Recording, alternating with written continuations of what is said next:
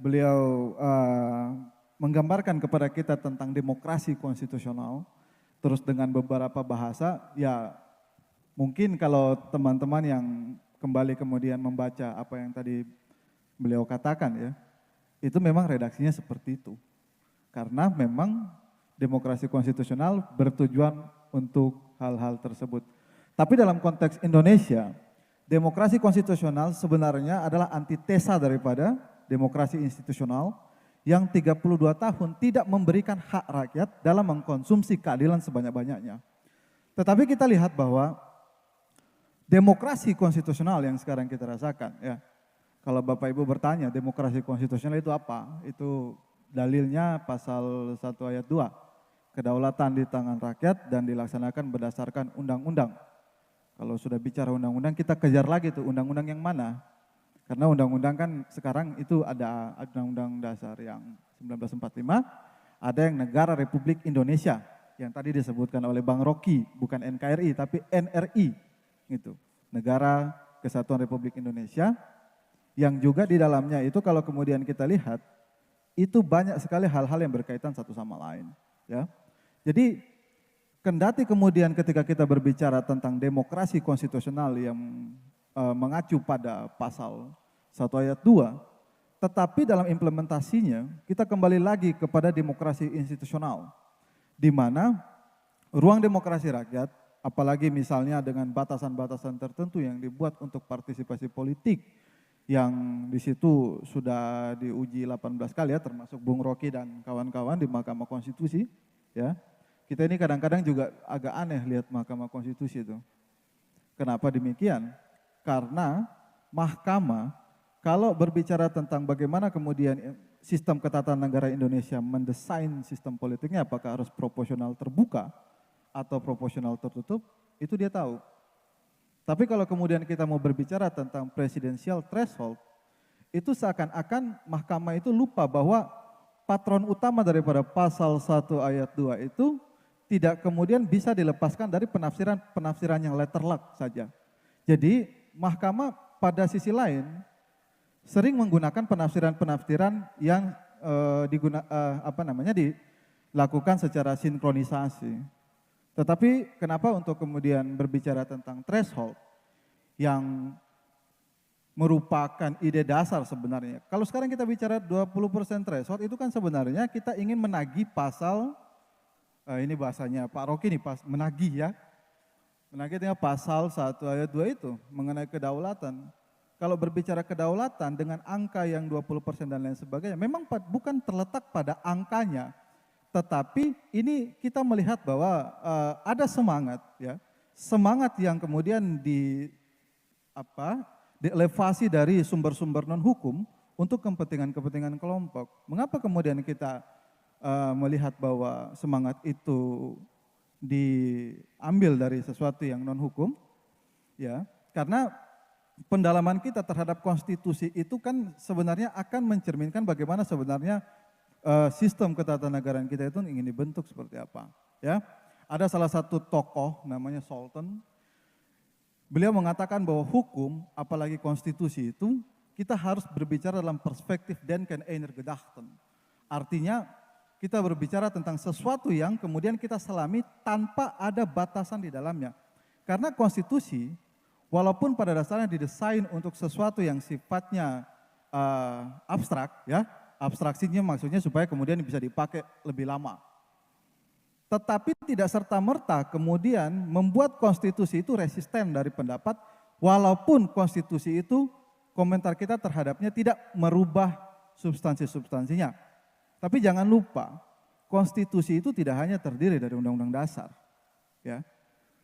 Konstitusi yang kita pahami sebagai warga bangsa adalah konstitusi yang juga lahir dari kebiasaan-kebiasaan yang timbul dari masyarakat. Nah, kebiasaan-kebiasaan timbul dari masyarakat itu tidak bisa dikukung dalam satu waktu, apalagi dalam satu pasal. Dia harus dikembangkan, dia harus diuji dengan waktu, sehingga kita mendapatkan sebuah gambaran tentang bagaimana res republikanya Indonesia ini mau diarahkan ke sana. Ya, jadi sifat finalitas dari konstitusi itu kalau kita berbicara pasal 37-nya clear. tetapi sebagai sebuah perkembangan yang dapat membuat bangsa menemukan jalannya sendiri dalam rangka mengembangkan kredibilitas, wibawa bangsa, entah kemudian dalam skala internasional atau bahkan lebih dari itu perlu kemudian diuraikan secara mandiri tanpa kita hanya bersandar pada konstitusi yang hanya dibaca secara letterlek. Begitu mungkin kira-kira yang bisa saya sampaikan. Oke, terima kasih Kanda Sakti. Mungkin saya ingin sedikit jauh mengembangkan terkait topik diskusi yang tadi terkait demokrasi dan ejawanta daripada demokrasi konstitusional. Jika kita melihat daripada belakangan ini, isu-isu terkait ancaman demokrasi kita, kemudian juga banyak masalah-masalah korupsi, dan juga penyelenggaraan pelaksanaan demokrasi kita yaitu pemilu 2024, memakan pagu anggaran yang sangat besar, ratusan triliun. Apakah itu bagian daripada ejawanta demokrasi kita? Seperti itu mungkin Bung Rocky bisa jelaskan apakah ini bagian daripada ejawanta demokrasi kita yang menghabiskan ratusan triliun rupiah hanya untuk kontestasi memilih wakil-wakil kita di parlemen. Jadi anggaran itu dimaksudkan untuk menyelamatkan surat suara dari awal dia dikumpulkan. Dengan kata lain ada kecurigaan bahwa surat suara itu akan didagangkan karena itu mesti diamankan. Kan logikanya begitu kan? Padahal sebetulnya di dalam demokrasi kalau kita saling percaya bahkan surat suara itu atau kotak suara itu dikumpulkan di tas kresek plastiknya nggak ada soal. Karena ada trustfulness di situ. Di zaman Yunani anggota DPR itu tidak dipilih, diundi. Karena ada prinsip etik bahwa siapapun yang terundi dia akan mewakili kepentingan tetangganya. Itu prinsip egaliter, primus inter pares. Kalau saya misalnya terundi maka saya akan bela dia, saya bela dia, bela saudara. Kalau dia terundi sama dia akan bela kita. Ada kesetaraan etika. Itu yang disebut sebagai public man. Orang publik itu sama etikanya tuh. Dasarnya begitu.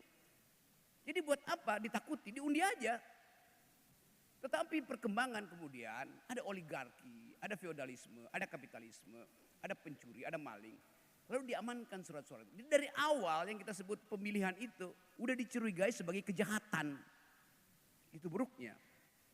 Nah karena itu di Eropa sekarang ya, dibuat hal yang lebih mudah tuh ya lewat WA aja. Tapi nanti kalau WA kita disadap seperti WA saya tuh setiap 2 minggu saya mesti bersihin karena disadap. Artinya nggak ada kepercayaan publik lagi pada pengguna-pengguna sosial media karena dikontrol oleh kekuasaan. Jadi selama hegemoni itu berlangsung demokrasi nggak bisa hidup. Sama hidup pemilu makin lama kalau KPU kasih keterangan makin lama makin tinggi anggarannya. Artinya makin lama makin ada kejahatan dalam pemilu, gampangnya begitu. Kan mestinya KPU bilang kita turunkan aja anggarannya dibikin lebih sedikit karena kita udah saling percaya. Kan basisnya itu kan kepercayaan. Demokrasi ada trustfulness itu. Demikian sebaliknya, semakin banyak hukum yang kita buat oleh DPR itu penanda demokrasi nggak jalan. Kalau demokrasi jalan, saya nggak perlu laporin Anda ke pengadilan. Kita ngobrol aja begini kan. Pohon mangga Anda jatuh ke, daun keringnya jatuh ke rumah saya. Saya kesel. Saya laporin ke pengadilan. Karena mengotori privasi saya tuh. Kan ini negara hukum, laporin aja. Kenapa nggak kita bilang oke, saya ambil kotoran daun mangga Anda, tapi saya berhak juga untuk dapat 3-4 mangga ya. Lalu terjadi percakapan, oke ya gampang. Jadi percakapan itu membatalkan pidana mestinya tuh. Sama seperti yang terjadi dalam soal ijazah palsu Pak Jokowi yang diduga begitu. Kenapa nggak bercakap-cakap aja sih? Kenapa mesti masukin ke pengadilan? Sehingga saya mesti bolak-balik Jakarta Solo untuk jadi saksi ahli di situ. Hanya untuk menerangkan hal yang konyol. Apa susahnya?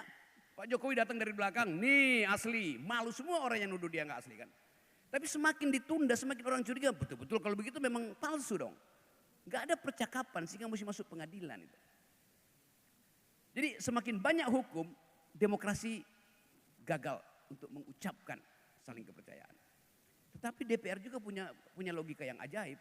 Kalau Anda tidak setuju dengan undang-undang yang kami buat, pergi ke Mahkamah Konstitusi, lakukan judicial review. Itu juga dungu namanya. Karena kalau DPR buat undang-undang, dia justru mesti upayakan supaya undang-undang itu tidak dibawa ke Mahkamah Konstitusi oleh LSM, oleh buruh. Tidak di judicial review. Jadi pertanda bahwa undang-undang itu buruk, pasti di judicial review. Kan sama dengan kalau saya habis, ini Pak, saya baru keluarin merek mineral, Nestle. Terus ada orang yang protes, itu mereknya kurang bersih. Maka saya bilang silakan bawa ke lembaga konsumen. Jadi dari awal saya ragu apa yang saya produksi. Demikian juga DPR, dia ragu apa yang dia produksi sehingga dia minta diuji di Mahkamah Konstitusi. Kan kacau. Mestinya dia bangga apa yang dia produksi sehingga dia bilang nggak mungkin ini diuji di Mahkamah Konstitusi. Sekarang Mahkamah Konstitusi kebanjiran judicial review. Di negara demokratis di Eropa maupun di Amerika, itu Mahkamah Konstitusi itu paling 2 kasus setiap tahun memeriksa judicial review dan itu pun hal yang fundamental. Di kita ini setiap minggu ada judicial review. Artinya barang kotor masuk ke situ. Siapa yang bikin kotor? Produk DPR. Jadi kekacauan itu. Kemampuan kita untuk menilai diri sendiri, kita asuransikan pada Mahkamah Konstitusi. Padahal Mahkamah Konstitusi juga enggak itu jadi Mahkamah konstipasi. Karena nggak bisa mencerna kerutan rakyat. Padahal Mahkamah Konstitusi selain hak judicial review, dia juga punya hak yang disebut judicial activism. Yang ada pada semua peradilan tuh. Aktif untuk mempertanyakan peluang terjadinya penyelundupan hukum. Peluang terjadinya manipulasi pasal. Itu namanya judicial activism. Kalau Mahkamah Konstitusi, sebut aja setiap 3 bulan kasih public address. Kami mendeteksi ada permainan kekuasaan yang menyogok pasal-pasal yang sedang dibahas di Komisi 3 tuh. Maka mereka akan lihat, oh Mahkamah Konstitusi melakukan judicial activism. Maka Komisi 3 nggak akan memeras polisi supaya undang-undang itu jalan. Atau sebaliknya, polisi akan memeras Komisi 3 untuk meloloskan undang-undang tertentu. Jadi ini karena gagal di dalam diskursus demokrasi, maka tuker tambah pasal terjadi. Maka titik koma bisa ada harganya tuh. Kan kacau cara berpikir kita. Jadi sekali lagi, permahnya harus mulai dengan upaya untuk membersihkan yang kita sebut kultur hukum kita itu buruk sekali itu. Ya, yes, coba lebih keras tepuk tangannya tuh. Jadi itu tanggung jawab Anda. Apalagi kalau Anda mau jadi hakim kan. Setiap mahasiswa fakultas hukum yang bercita-cita jadi hakim, sejak semester 1 dia udah saya anggap sebagai makhluk yang mulia tuh. Karena dia mau menegakkan keadilan. Menjadi hakim itu dari dalam dirinya tumbuh semacam keadilan. Karena itu mulai dari Permahi, Perhimpunan Mahasiswa Hukum Indonesia. Mahasiswa yang berupaya mempertahankan nilai. Jangan sampai Permahi jadi berubah menjadi Perhimpunan Maklar Hukum Indonesia. Yang sekarang lagi marak itu. Jadi keinginan untuk menegakkan hukum melalui sistem demokrasi terutama dimaksudkan supaya kita memuliakan percakapan warga negara. Yang terjadi sekarang kalau Anda disebut pengacara, Anda hanya disebut pengacara sekarang kalau Anda punya cincin 7 di 3 jari. Itu tanda pengacara. Gini. Padahal kasus dimenangkan lewat under table transaction. Lewat tukar tambah amplop, bukan lewat dalil di pengadilan.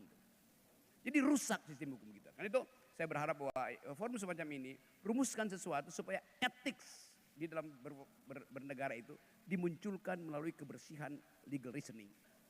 Itu tambahan kecil dulu, nanti mungkin ada soal lain. Silakan. Mungkin tadi itu adalah argumentasi daripada dua narasumber kita. Di termin ini saya buka untuk 3 penanya untuk lebih mengembangkan dialog kali ini. Saya berikan kesempatan kepada 3 penanya dan saya mohon untuk penjelasan nama, delegasi, kemudian esensi daripada penanya. Jangan kita mencari sensasi, tapi esensi daripada menanyakan sesuatu kepada dua narasumber kita. Saya persilahkan kepada yang pertama di depan sebelah kanan, mungkin dari praktisi hukum mungkin keterwakilannya satu orang. Kemudian dari akademisi yang di belakang yang baju hitam, kemudian yang pakai kemeja dari sebelah kanan kita. Mungkin teman-teman kasih mic untuk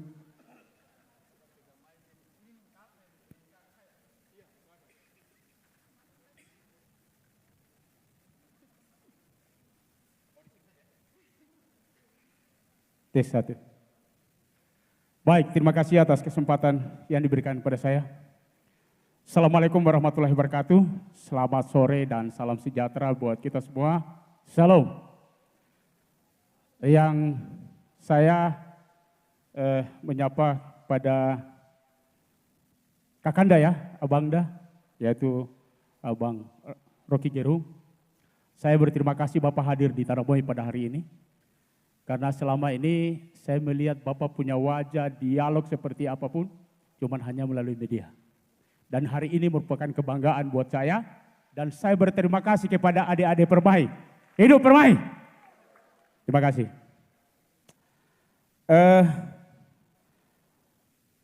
Apa yang disampaikan pada hari ini, tema hari ini sangat menarik. Tapi perlu saya kasih tahu Bung Rocky, bahwa NKRI itu yang Bung sampaikan tadi hanya NRI, tapi NKRI itu ada di tanah Papua, tidak ada di Jakarta. Kenapa saya katakan di sini? Karena yang bisa menjadi penjabat di luar daripada orang Papua itu hanya di Papua. Tapi kalau di Jakarta sana belum ada orang Papua menjadi pejabat. Terkait menyangkut masalah demokrasi, kalau boleh saya bilang tadi bahwa oligarki, kemudian politik identitas, lalu demokrasi, ini mereka ini kalau boleh bilang beda-beda tipis. Mereka itu bersaudara sepupu. Kita melihat dari kekuasaan Soeharto 32 tahun. Pemilihan ini ketika memilih seorang presiden, demokrasinya hanya ada pada legislatif. Tapi ketika pemilihan presiden itu di dalam parlemen pemilihannya. Waktu itu sistem demokrasi itu tidak jalan, dipincang. Kemudian kita berbicara oligarki di sana, maka di sana itu permainan oligarki sangat tinggi. Bicara menyangkut masalah identitas, di situ juga lebih jelas.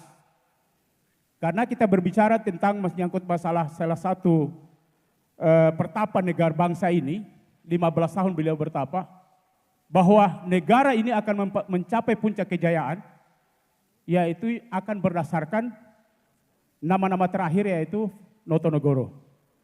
Berarti di era itu hanya orang-orang tertentu yang memimpin bangsa ini. Olehnya itu, pertanyaan saya yang pertama adalah, menurut Bung Rocky, tolong kasih kami pembahasan bahwa mulai dari era Soeharto sampai hari ini era Jokowi, bahkan digadang-gadang ada 3 periode. Apakah ini redemokrasi berjalan sesuai dengan relnya atau belum? Kemudian bagaimana menghilangkan politik oligarki itu? Bagaimana menghilangkan politik identitas tadi itu? Itu 3 hal yang dimaksud. Kemudian yang terakhir, mohon sebelum Bapak tinggalkan kami, berikan kami oleh-oleh kepada terutama para generasi ini. Menghadapi pemilu 2024, apa yang harus kami lakukan dari 3 hal tadi? Inilah yang menjadi referensi buat kami sehingga pada saat pemilu 2024 betul-betul kami melaksanakan demokrasi yang sesuai yang hari ini yang Bapak amanatkan. Terima kasih. Assalamualaikum warahmatullahi wabarakatuh. Selamat sore dan salam sejahtera buat kita semua. Mau ditanggapi dulu atau kita lanjutkan? Tanggapi aja supaya nggak hilang ya, pelan-pelan, sedikit-sedikit aja. Ini pertanyaan yang sekaligus mengevaluasi kenyataan politik hari ini. Dan itu pertanyaan buat kita sebetulnya. Oke. Pertama soal oligarki itu. Betul, oligarki itu menetap dalam sistem politik kita. Tinggal kita tanya fungsinya apa sih oligarki ini. Konstitusi kita mengatakan sistem ekonomi digerakkan oleh 3 institusi. Satu adalah korporasi, perusahaan-perusahaan oligarki ini. Yang kedua adalah BUMN, Badan Usaha Milik Negara. Yang ketiga adalah koperasi. Jadi nggak mungkin kita hilangkan oligarki dari permainan politik atau di sistem ekonomi. Karena dijamin oleh konstitusi. Yaitu aktivitas swasta. Di dalam konstitusi disebut begitu. Tetapi watak dari perusahaan swasta adalah akumulasi. Menimbun keuntungan. Yang gak usah diomelin, memang itu wataknya. Masa perusahaan swasta menimbun keuntungan? Yang nggak boleh menimbun keuntungan adalah BUMN. BUMN nggak boleh berbisnis dengan rakyat. Itu perintah konstitusi. Yang ketiga, hargai kooperasi sebagai hal yang paling dasar dari peradaban kita yang dibangun berabad-abad lalu, yang dirumuskan dengan bagus oleh Muhammad Haddad. Jadi apa yang terjadi sekarang? Akumulasi yang dilakukan oleh oligarki tidak dipajaki secara progresif oleh pemerintah. Tugas pemerintah adalah mendistribusikan hasil oligarki. Logikanya begitu melalui sistem perpajakan. Yang ada sekarang, oligarki dipajaki dan pajaknya itu berubah menjadi Rubicon. Maka kita protes. Saya lagi kampanye, saya nggak mau bayar pajak. Waktu saya bayar pajak, saya ingin tetangga saya itu sekolah terus dari SD ke SMP ke SMA. Pajak saya untuk dia. Ternyata pajak itu tidak tiba pada anak yang ada di tetangga saya. Tiba pada anak seorang pejabat yang punya kemampuan untuk membeli barang mewah. Kan itu logika buruknya kan. Dan kita tagih misalnya sekarang. Siapapun calon presiden 2024, solusinya apa soal ini? Kalau tanya ke saya solusinya gampang. Mogok bayar pajak. Tapi nanti saya ditangkap. Tapi saya punya dalil. Hal yang sama sekarang berlaku di Prancis dan di Jerman. Semua orang Prancis, orang Jerman mengatakan kami tidak mau bayar pajak pada negara. Kenapa? Karena pajak kami dipakai untuk membiayai perang Ukraina dan Rusia. Perdana Menterinya begini-begini. Gak bisa ditangkap karena dia punya argumen tuh. Pilihannya cuma satu, tetap majaki. Tapi orang akan mengatakan enggak, dia gak mau bayar. Mau ngapain pemerintah kalau orang gak mau bayar pajak?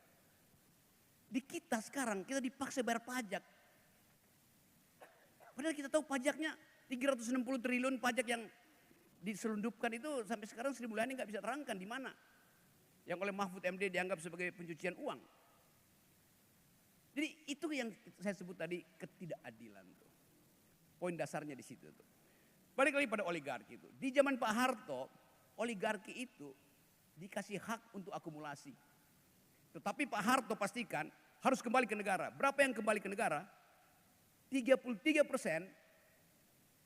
hasil eksploitasi oligarki balik ke negara dalam bentuk SD Impres, puskesmas.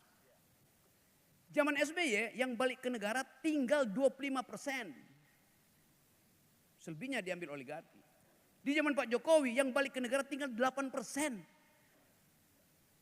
Itu datanya. Jadi kalau kita bayangkan sekarang, ya Pak Jokowi memelihara oligarki akhirnya. Bukan memperalat oligarki. Soeharto memperalat oligarki. Karena kapasitas swasta yang bermutu belum ada. Maka oke, rampok sumber daya kita, kata Pak Harto, tapi balikin ke saya ya. Masih balik 33%. SBY juga bilang begitu, masih balik 27%. Zaman Pak Jokowi yang balik tinggal 8%. Lalu orang marah, kenapa begitu? Ya jangan salahin saya cuma nerangin datanya. Dianggap saya berbohong, tanya researcher dunia tuh atau statistik kita, begitu keadaannya tuh. Jadi ini soal kebijakan politik. Jadi saya kritik itu sebetulnya. Lalu orang bilang Anda membenci Jokowi. Saya nggak benci Pak Jokowi. Saya benci kebijakan yang menyebabkan negara tidak mampu mendistribusikan harta yang ada di bumi kita. Kan itu intinya kan. Ada klik di sekitar Pak Jokowi, ada klik di sekitar Ibu Sri Mulyani itu. Sehingga pajak bisa lolos itu. Jadi itu yang saya sebut kritik akademik. Saya pakai data untuk kritik gitu. Tapi saya diancam oleh undang-undang KUHP. Menghina presiden. hal yang nggak ada di dalam peradaban demokrasi. Presiden itu bukan orang, yang bisa dihina tuh orang, human dignity, martabatnya dihina. Presiden itu lembaga, masa presiden tersinggung? Gak boleh tersinggung presiden, kecuali subjek pribadi persona Presiden Jokowi. Itu yang diterangkan oleh SBY dulu. SBY diolok-olok sebagai kerbo. Kan ada dulu SBY, si Buya, kerbo. SBY biasa aja wong yang diolok-olok presiden, kok dia nggak bisa tersinggung. Tapi kalau menyangkut dirinya dia langsung laporin ke polisi kan. Jadi kita mesti paham bahwa dulu presiden itu tubuh publiknya melekat dengan tubuh privatnya. Ketika status pemimpin itu disebut raja. The king can do no wrong. Raja nggak boleh salah. Jadi kalau Anda menghina raja, Anda sekaligus menghina orang yang namanya dipakai sebagai raja. Karena melekat di situ, tubuh privat dan tubuh publiknya melekat. Kita sekarang sistemnya republik, tubuh privatnya berbeda dengan tubuh publiknya. Kenapa? Karena raja itu dipilih seumur hidup. Presiden dipilih 5 tahun sekali. Jadi nanti Pak Jokowi bilang, saya terhina martabat saya. Berapa lama? Ya selama 5 tahun. Martabat itu terhina seumur hidup. Jadi itu yang distingsi itu yang saya mau pisahkan secara akademis. Supaya tajam kita lihat. Kita kritik presiden atau menteri sebagai pembuat kebijakan, bukan sebagai orang. Saya kritik Pak Luhut, saya kritik Pak Mahfud karena dia berkedudukan sebagai menteri. Padahal saya bersahabat dengan Pak Mahfud. Kemarin saya masih satu panggung dengan Pak Mahfud di acara Mahkamah Konstitusi. Saya bercanda-bercanda aja mas. Tapi begitu soal kebijakan saya tetap kritik. Ibu Sri Mulyani itu teman baik saya. Dari zaman reformasi saya kasih kritik. Apalagi Pak Jokowi sebagai presiden, kita mesti kritik lebih keras lagi kan. Jadi dasar-dasar itu supaya kita paham tadi, kita mau demokrasi jalan benar tuh. Nah kenapa kita takut mengkritik? Karena ada undang-undang ITE yang gak ada gunanya sebetulnya. Kan dulu undang-undang ITE itu, saya kasih ilustrasi ya. Satu waktu saya naik Gunung Gede di Jawa Barat. Di situ mulai dipasang patok yang akan membatasi trayek perjalanan itu. Jadi di sepanjang jalan dari Gunung Putri ke Gunung Gede itu ada warung-warung kecil. Maka nggak boleh lagi orang lewat situ, kan itu warung mau ditutup. Karena di situ ada tulisan, ini ada proyek panas bumi, yaitu proyek strategis presiden. Masalahnya nggak ada sosialisasi itu. Satu waktu kepala desa di situ, lurah di situ, datang ke saya.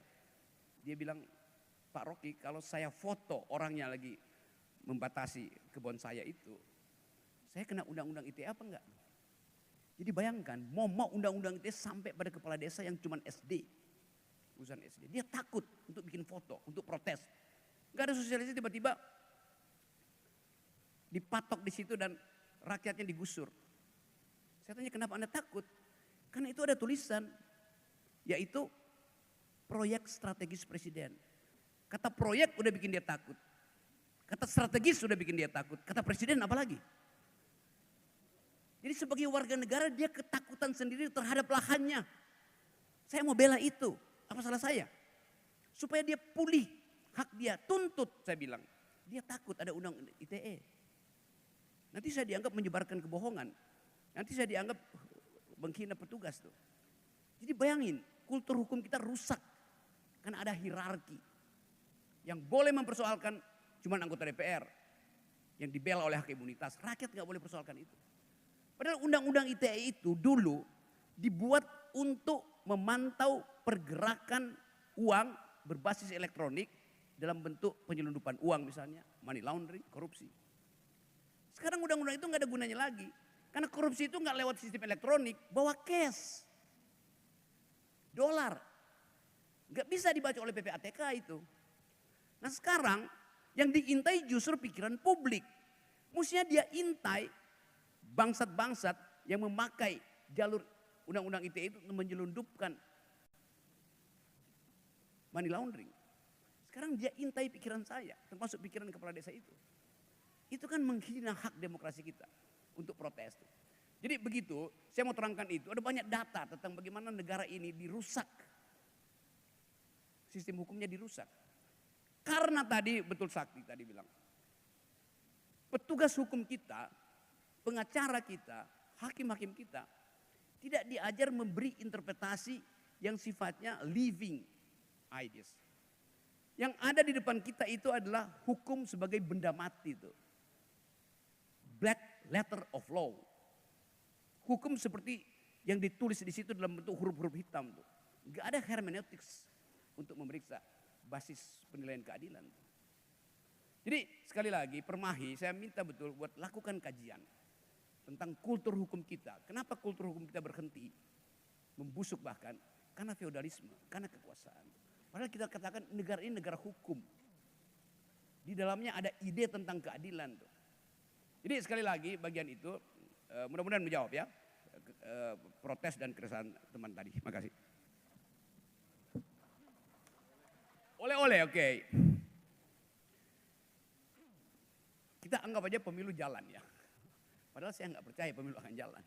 Kalau saya lihat aktivitas di daerah itu begitu banyak dosen hukum tata negara yang disogok supaya membela tesis penundaan pemilu. Saya tahu macam-macam itu. Ada pengacara-pengacara kondang yang juga disewa negara supaya bersiap-siap kalau terjadi keadaan darurat atau kepentingan yang memaksa, maka pemilu akan ditunda, maka Anda mesti siap-siap untuk kasih argumen hukum ya, supaya Anda cepat kami promosikan jadi profesor. Itu saya dengar. Ada pengacara yang garasinya udah dibikin lebar.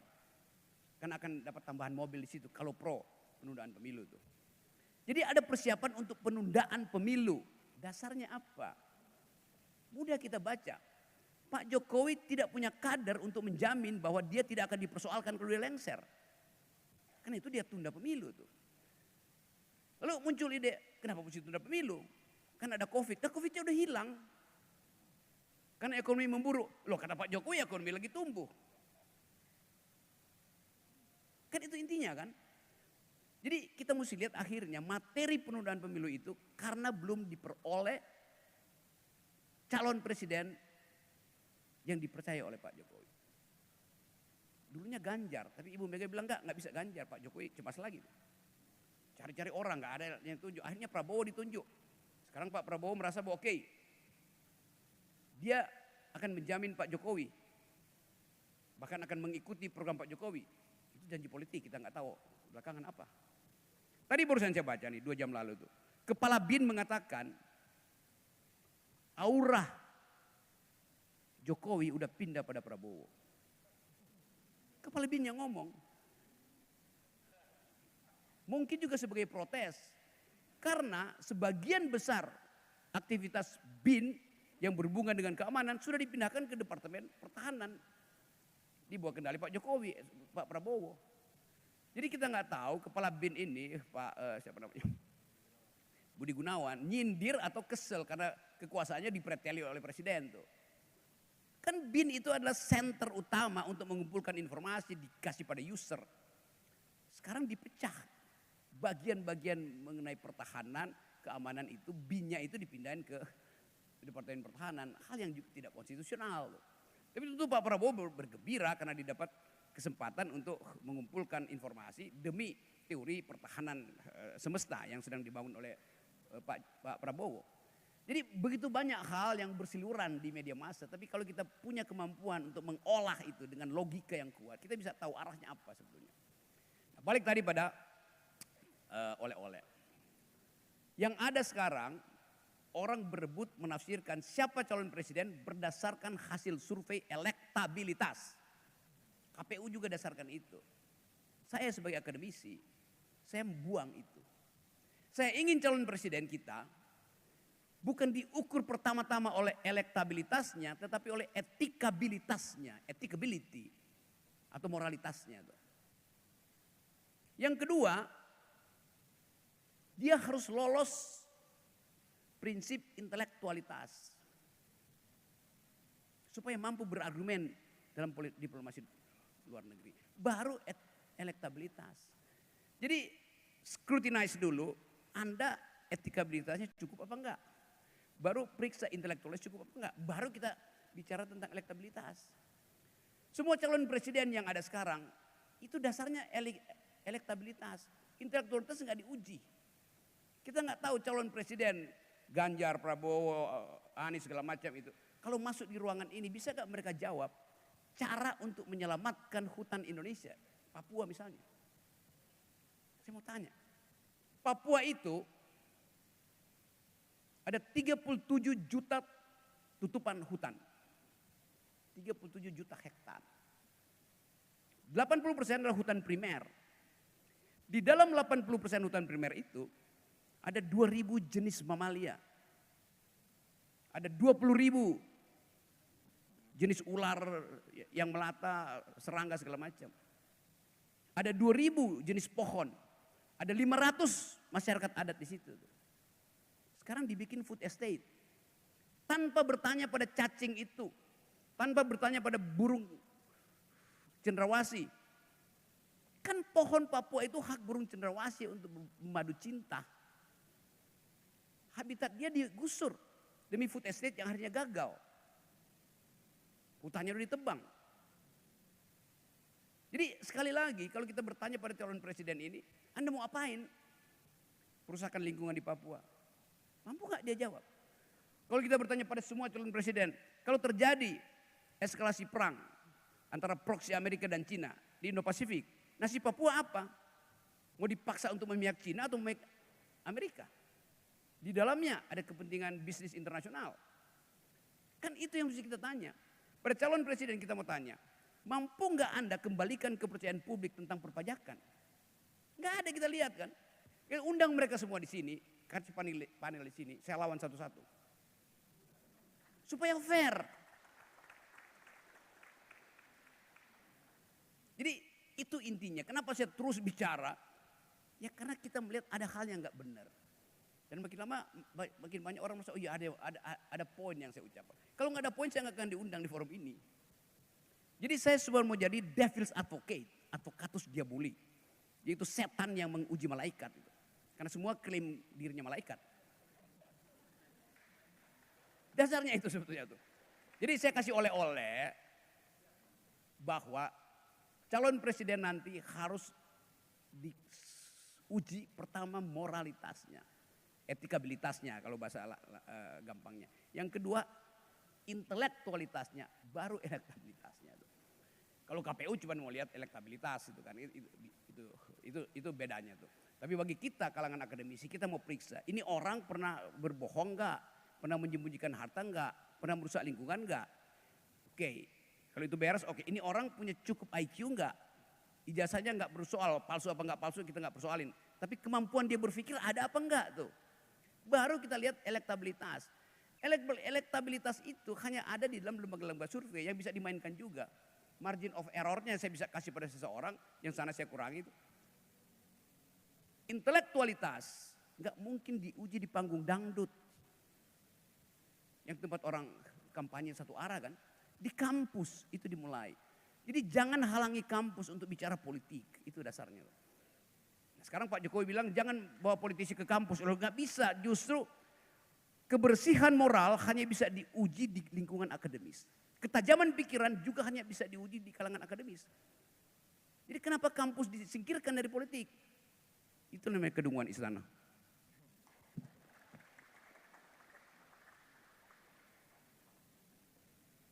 Oke, yang berikutnya penanya kedua, saya persilahkan.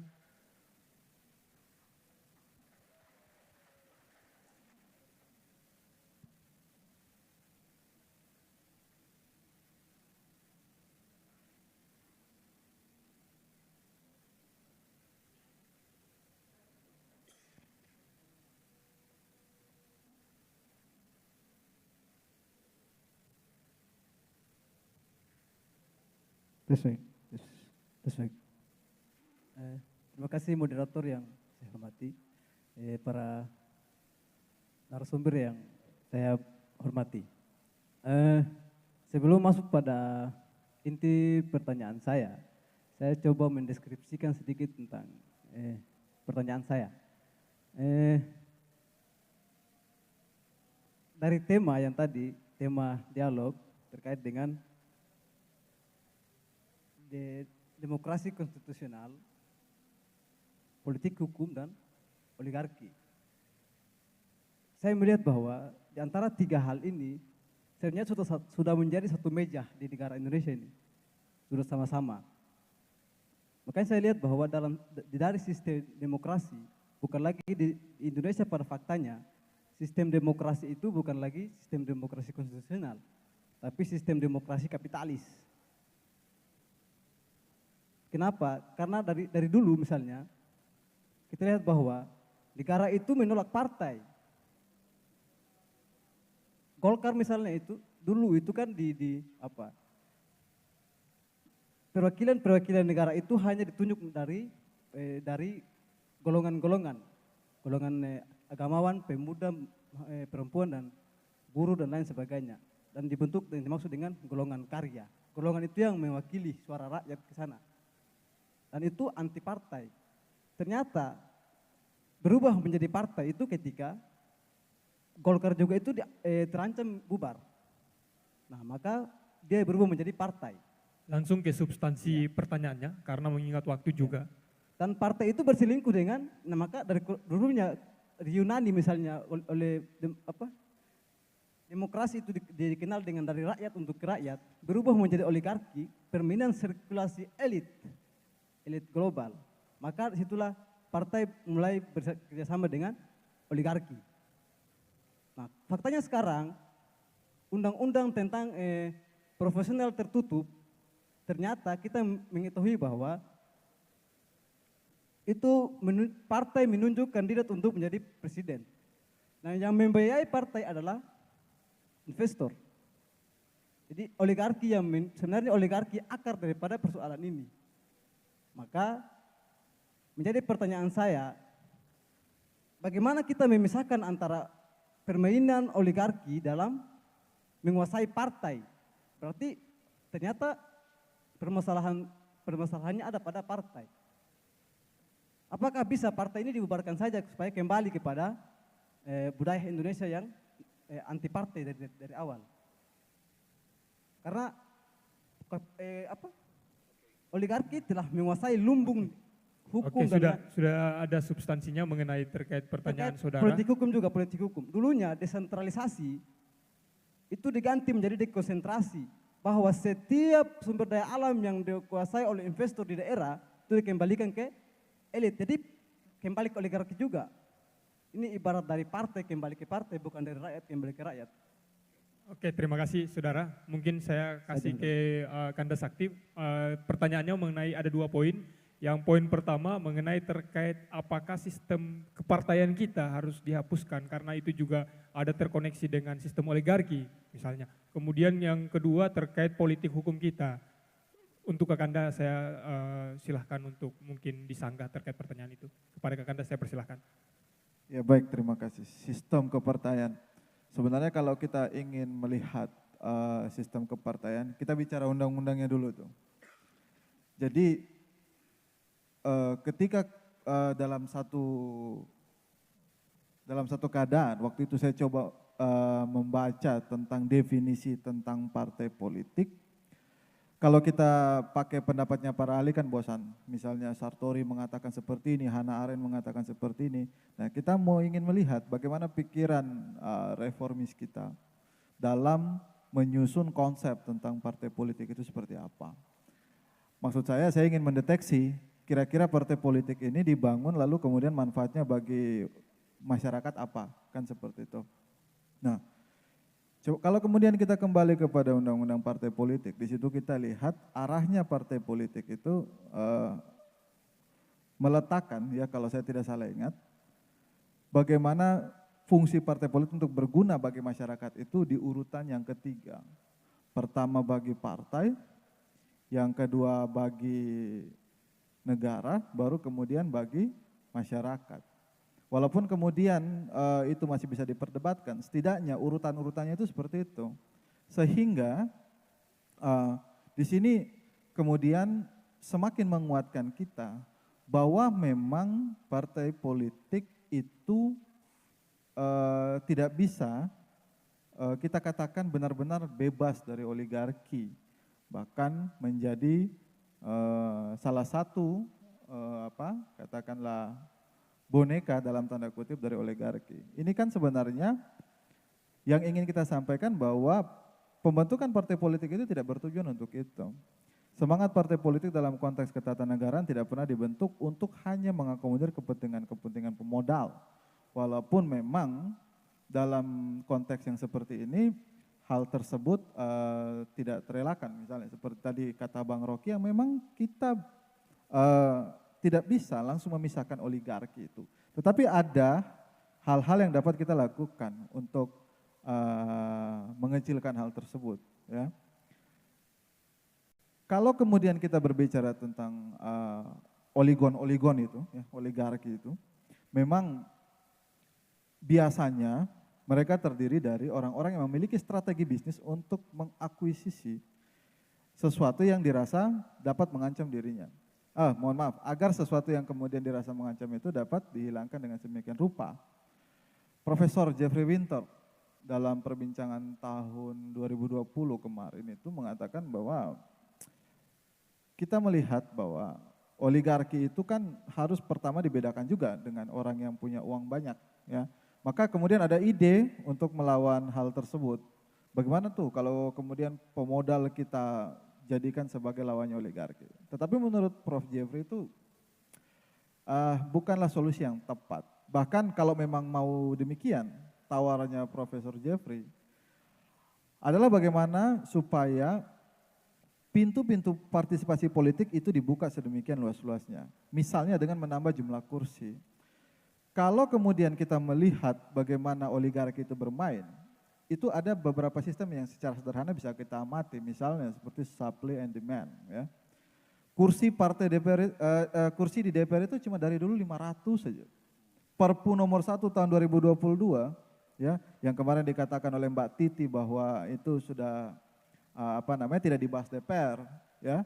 Insya Allah mungkin minggu depan saya akan panel dengan Mbak Titi untuk membahas soal Perpu tersebut. Apakah kemudian itu masih relevan atau tidak? Nah, kita lihat penambahan dalam Perpu itu hanya sekitar 8 kursi konsekuensi daripada adanya 5 pembentukan DOB di tanah Papua. Nah, ada sedikit ide radikal yang dikeluarkan oleh Prof. Jeffrey soal bagaimana menghentikan supply and demand. Karena logika umum daripada sesuatu terlihat mahal kalau jumlahnya sedikit. Nah, lalu kemudian ditawarkan, bagaimana kalau kemudian kita menambah jumlah kursi yang ada di DPR agar supaya kontestasi itu menjadi fair. Banyak orang kemudian masuk ke sana, ya, dengan cara membebaskan partisipasi sebanyak-banyaknya. Tapi kalau kita mau bikin begitu, hambatan kita ada di pasal 200 sekian di Undang-Undang 7 mengenai threshold itu tadi. Padahal sebenarnya yang dikuatkan itu, Undang-Undang Dasar tidak pernah meletakkan threshold 20% pada presidensial. Kalau kemudian mau diatur sebaiknya di parliamentary. Tapi ini kenapa dibalik logikanya? Karena memang hal yang tersebut itu tidak pernah sekalipun terpikir dalam the framer. Ada perbedaan antara the framer dengan the fathers, ya. The framers tidak pernah membentuk itu, ya. Maka kemudian kita bertanya-tanya, logika tersebut itu diperoleh dari mana? Kalau oligarki siapa? Ya, artinya bahwa saya pribadi punya pandangan, kalaupun kita harus berdamai menerima fakta bahwa sistem pemilu kita, kepemiluan kita, bagaimana kehidupan kita nanti kemudian dalam rangka merayakan pesta rakyat itu harus berdampingan dengan oligarki, ya, yang memang sulit, ya, karena tapi kayaknya sekarang ini mohon maaf, bukan sulit lagi, agak sedikit mulai kita lihat. Kalau dulu kan oligarki itu dia bersembunyi di belakang layar, sekarang sudah mulai muncul itu, ya. Dia sudah mulai menampakkan dirinya, lalu kemudian mencoba membangun narasi-narasi baru yang kemudian berusaha untuk mempengaruhi publik bahwa dosa-dosa masa lalu itu bisa diatasi dengan kebijakan-kebijakan yang oligarkis itu sendiri. Nah, paling tidak sebenarnya banyak, ya, kita buka Google saja banyak sekali itu cara untuk menghentikan oligarki dari yang paling biasa sampai yang paling radikal. Tetapi kembali kepada semangat kita sendiri, ya. Kadang-kadang kita juga duduk mencaci oligarki tapi di sana kita main sama-sama itu yang repot. Ya, terima kasih. Oke, terima kasih sanggahannya, Kanda. Kemudian untuk penanya ketiga, saya persilahkan waktunya untuk memberikan pertanyaan.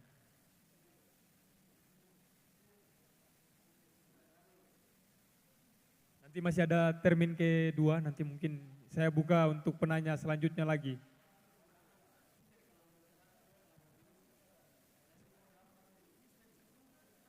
Santai Bu.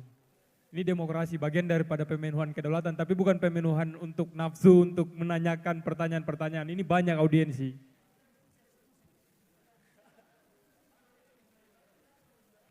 Silakan saudara.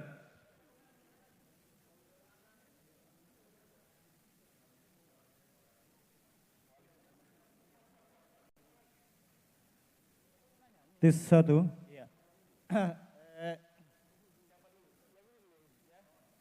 Boleh. Baik, Assalamualaikum warahmatullahi wabarakatuh. Baik Bung, saya langsung ingin bertanya. Saya pernah nonton di YouTube bahwa seorang ibu sudah memberikan keadilan dalam rahimnya. Bagaimana?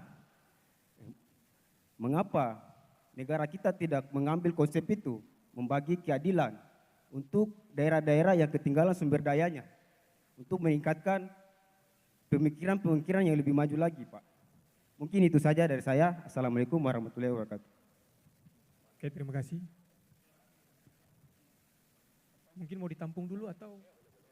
Oke, untuk 3 penanya lagi saya buka. Iya. Oke, yang pakai topi 1, kemudian dari praktisi hukum 1, kemudian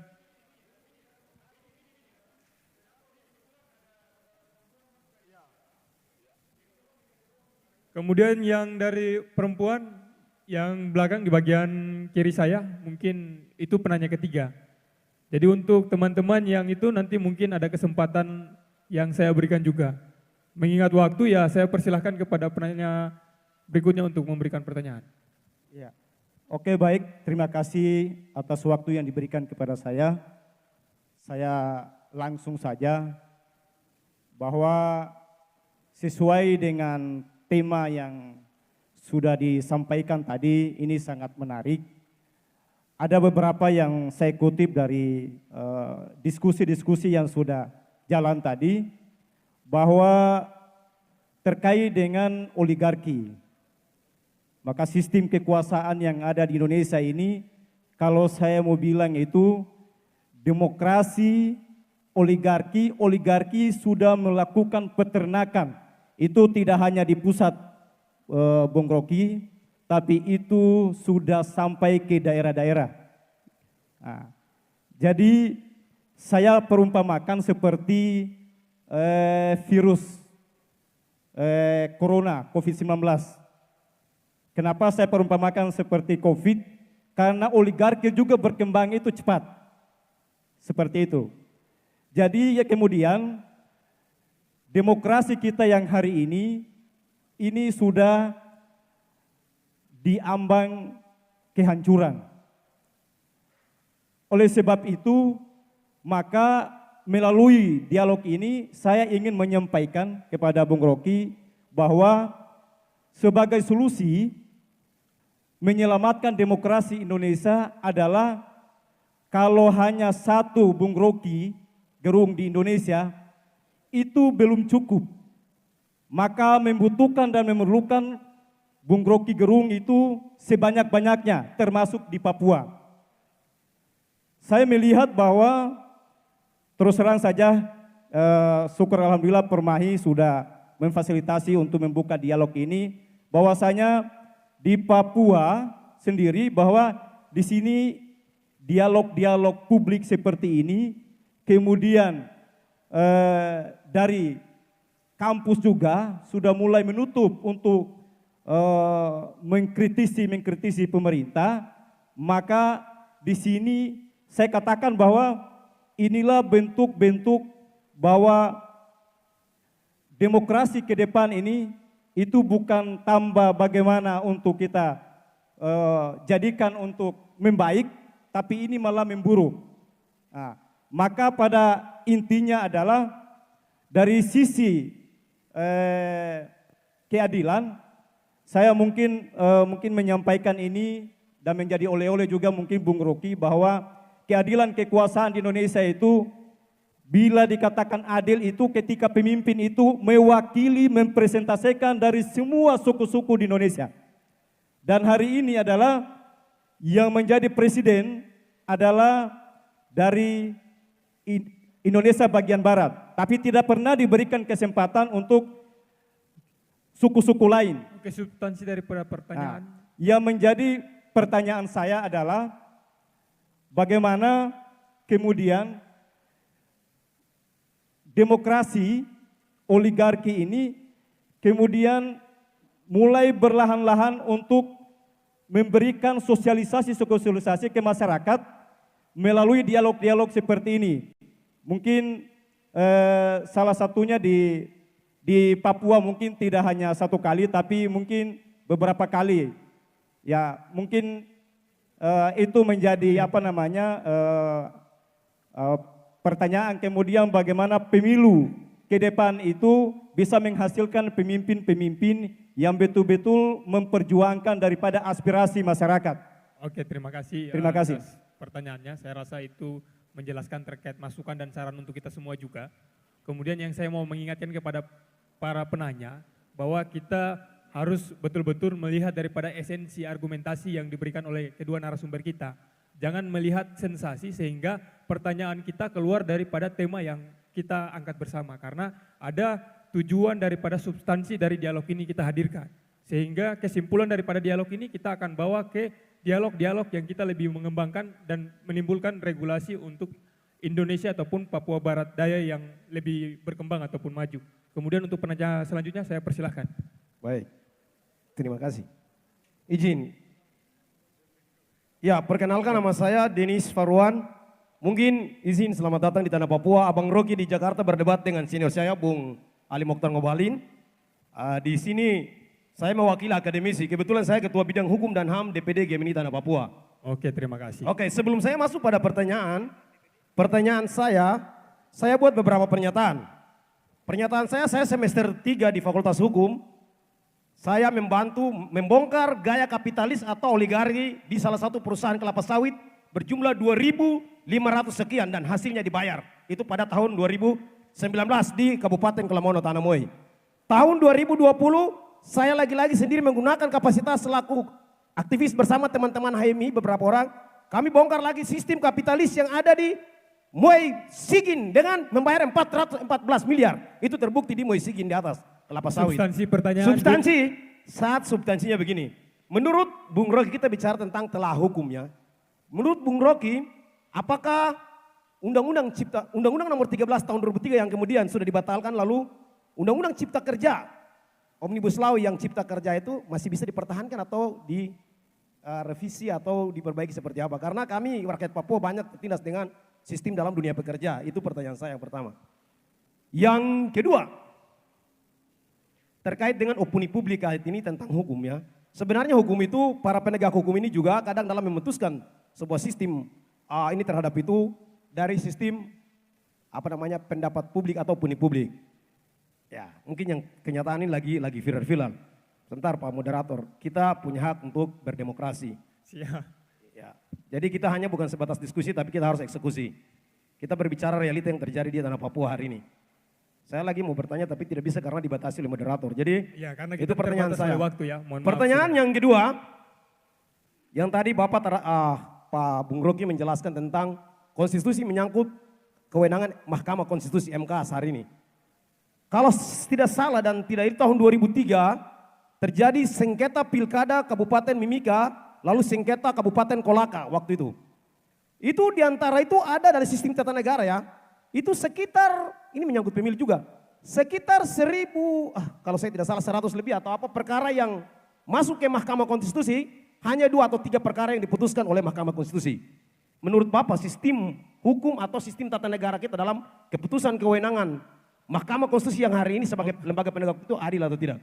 Sebenarnya saya punya banyak pertanyaan Pak, ini gaya saya. Cukup. Karena dari Bung Kara cuma cukup 2 itu. Terima kasih, saya kembalikan. Oke, mungkin yang tadi dari perwakilan perempuan saya persilahkan. Terima kasih, selamat malam untuk kita semua.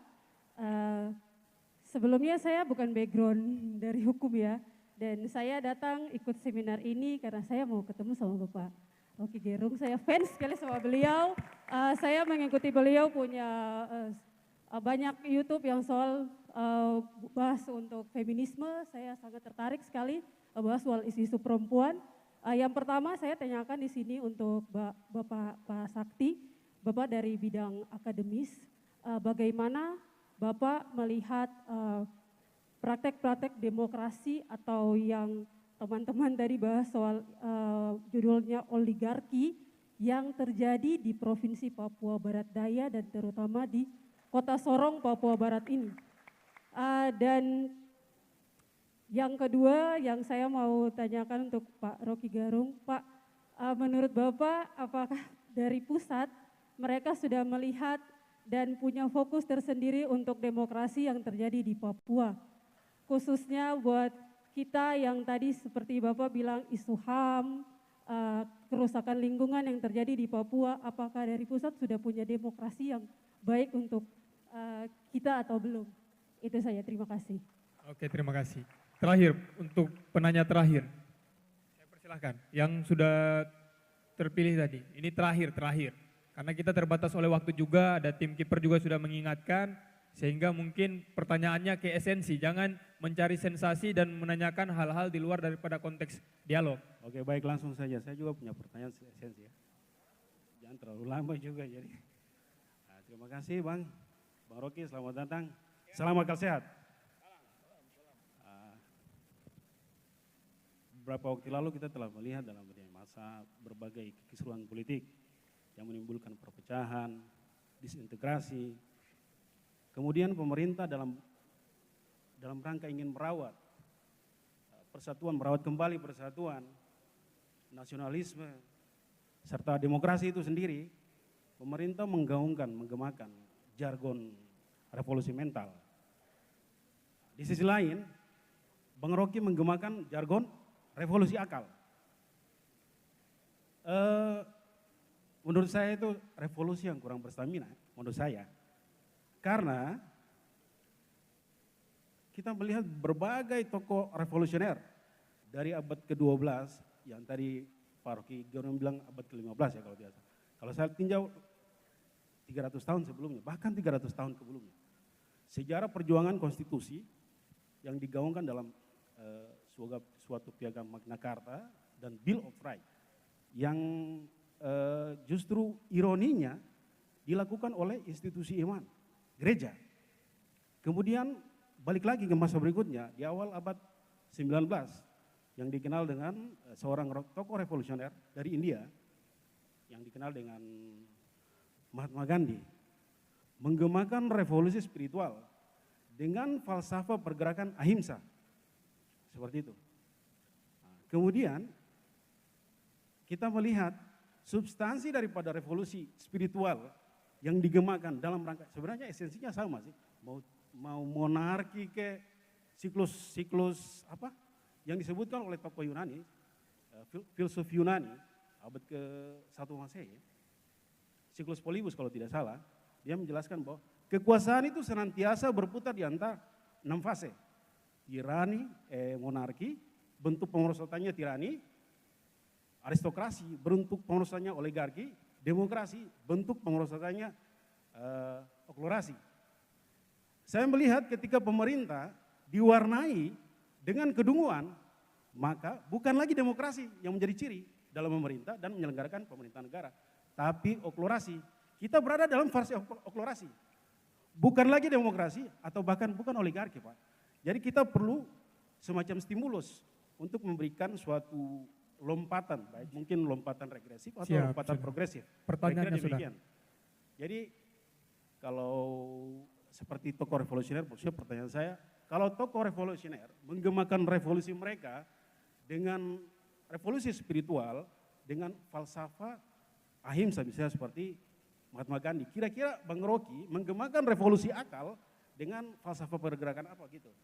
Ada banyak serangkaian falsafah pergerakan yang saya tahu, seperti sindikalisme mutualisme, sindikalisme gradualis, dan berbagai falsafah pergerakan. Kira-kira menurut Bang Rocky punya falsafah apa untuk memotori sebagai energi, sebagai embrio untuk melahirkan revolusi baru bagi keadilan sosial yang merupakan esensi dari demokrasi itu sendiri. Terima kasih. Oke, terima kasih. Ada 5 pertanyaan yang diajukan kepada Bung Rocky dan Bang Sakti. Masing-masing saya tadi catat ada 2 penanya juga menanyakan terkait perihal yang mungkin mendekati pembahasan dari argumen Bang Sakti, kemudian juga dari 3 penanya dan terakhir menanyakan terkait spesifiknya untuk Bung Rocky menjawab.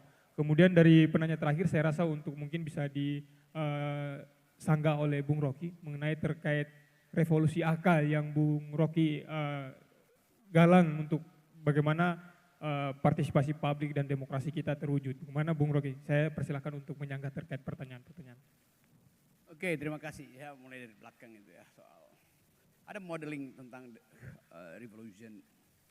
Tetapi kita masuk sekarang di dalam satu era, satu plethora yang menyebabkan kita justru harus mengabaikan fase-fase yang kita sebut sebagai staging in revolution,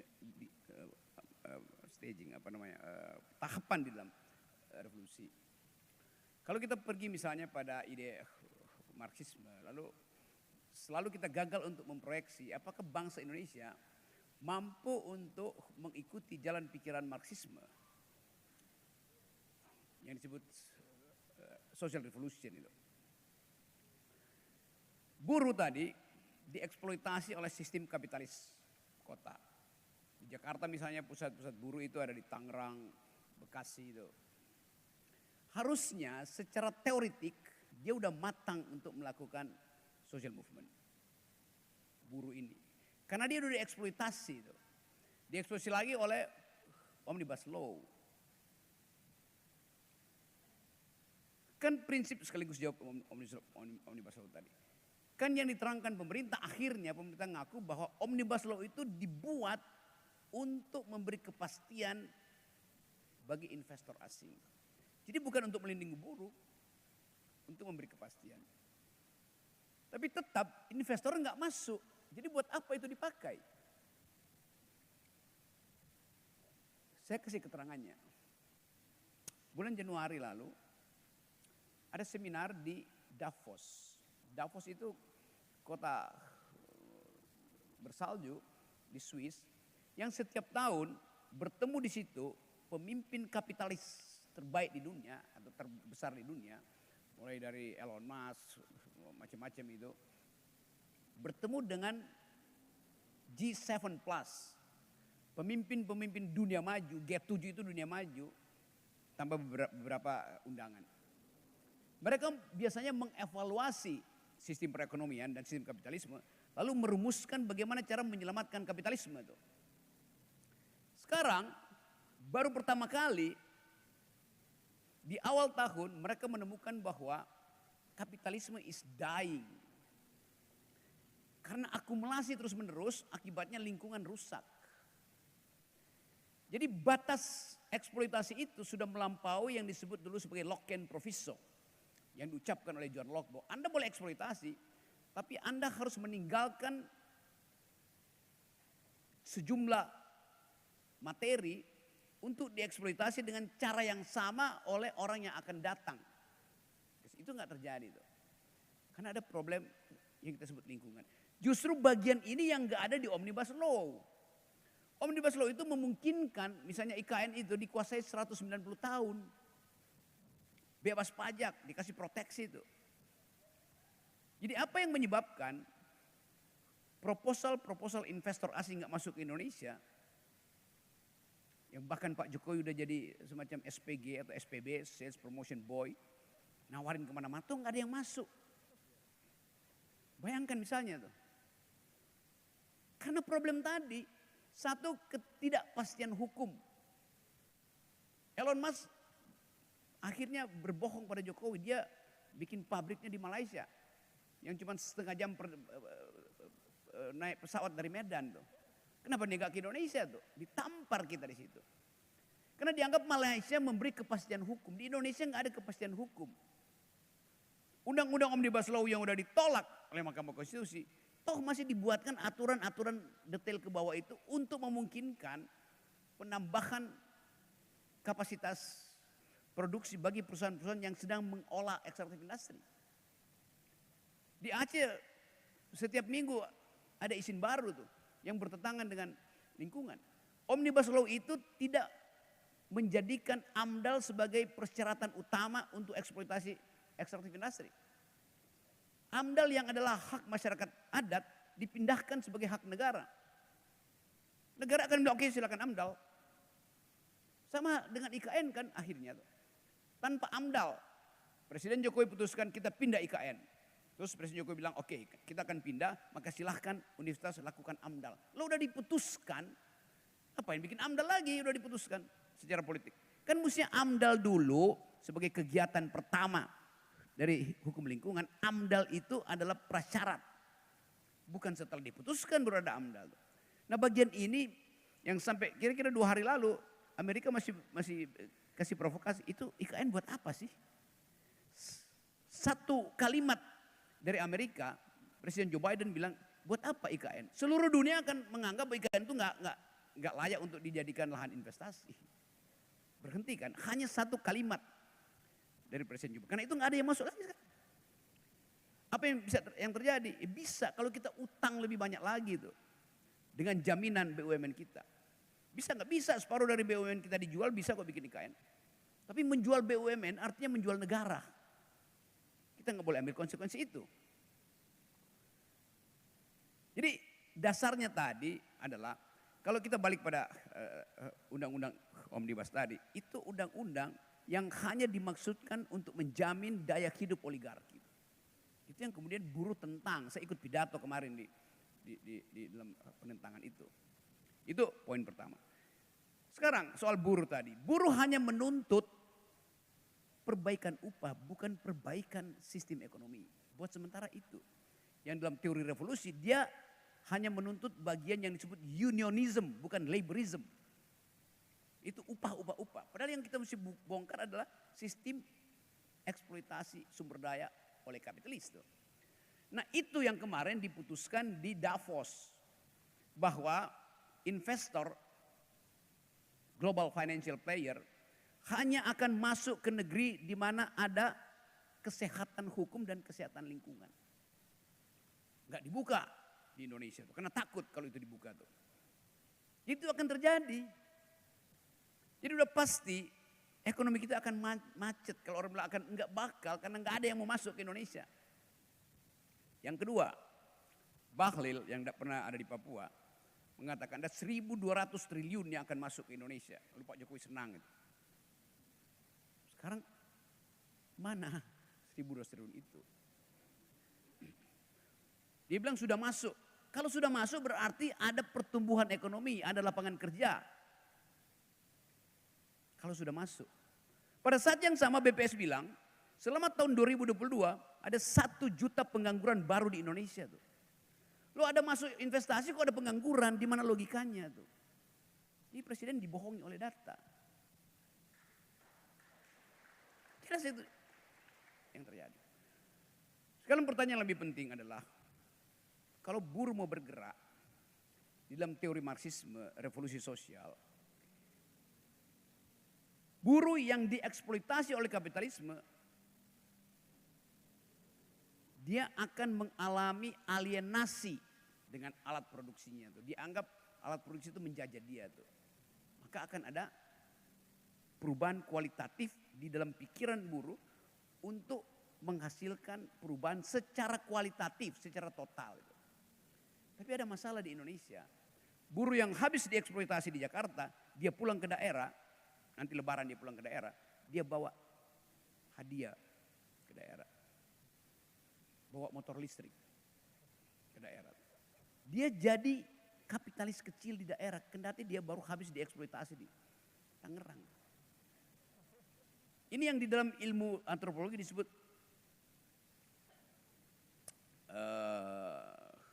apa namanya? Pergerakan sirkuler. Jadi mestinya dia dieksploitasi, dia marah, dia berontak di Jakarta. Tetapi kemarahan itu dia tunda sehingga dia jadi feodal jadi kapitalis di desa, dipuji-puji di desa. Dia lupa untuk berjuang. Culture matters. Hal yang nggak pernah dideteksi oleh Karl Marx waktu itu. Bahwa ada tradisi mudik lebaran yang membatalkan ide revolusi. Di daerah dia dapat semacam, oke, udah bertahanlah, nanti itu ada pahala di surga tuh. Jadi itu problem kita secara teoritis tadi, saya terangkan itu. Yang terakhir, soal keadilan yang basisnya adalah rahim perempuan tadi. Yang pertama kali merasakan ketidakadilan kalau terjadi eksploitasi tadi, sumber daya alam, daya beli turun. Yang pertama kali merasakan ketidakadilan adalah bagian yang paling dasar dari piramida sosial kita. Namanya kaum proletar. Tetapi di dalam kaum proletar itu ada lapisan yang lebih proletariat lagi, yaitu kaum perempuan. Jadi perempuan adalah proletarnya proletariat. Itu yang terjadi. Karena dia nggak bisa lagi mengatur uang jajan buat anaknya. Karena daya beli berkurang. Pendapatan suaminya tidak mencukupi. Jadi kesulitan ekonomi membebani pertama-tama adalah rahim perempuan. Dan itu yang kita bisa tunjukkan dengan fakta. Bahwa di Indonesia hari ini, stunting itu, pengkerdilan manusia karena nutrisi kurang, prevalensinya 24-25%. Artinya, setiap 4 kelahiran ada 1 anak yang kekurangan gizi. Mengalami stunting. Anak yang kekurangan gizi tidak mungkin diandalkan jadi bonus demografi untuk bersaing dengan anak Singapura, anak Filipina, anak Vietnam. Dalam usia formative years-nya, usia pembentukan otak, anak yang lahir kekurangan gizi, otaknya akan nyusut 25%. Dan itu yang menerangkan kenapa IQ Indonesia selama kepemimpinan Pak Jokowi tinggal 70. Dekat-dekat simpanse. Anda Google, datanya bukan dari saya, itu data dunia bilang begitu. Singapura di atas 100, Vietnam 100 sekian. Kita segitu tinggal. Jadi memang ada kebijakan yang gagal untuk memelihara perintah konstitusi, cerdaskan kehidupan bangsa. Melalui apa? Beri mereka nutrisi, beri mereka daging, beri mereka protein. Pelihara kesehatan kehamilan ibu.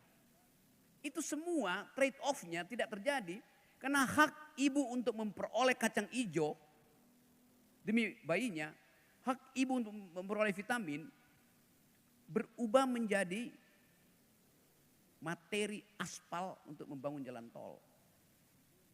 Trade off-nya begitu. Kandungan ibu, rahim dia, kekurangan nutrisi, akibatnya kekurangan jalan pikiran anaknya. Kita kelebihan jalan tol, tapi kekurangan jalan pikiran. Itu soalnya kita memilih mana sebetulnya arah bangsa ini. Rahim perempuan itu pertama-tama adalah tempat mendistribusikan keadilan. Kalau seorang perempuan hamil, dia langsung membagi nutrisinya antara dia dan bayinya. Dia membagi kecemasannya antara dia dan bayinya tuh. Bayinya tahu kecemasan ibunya. Jadi jangan ajari perempuan tentang teori keadilan. Mereka paham karena secara otentik alam memberi mereka kemampuan untuk mendistribusikan keadilan.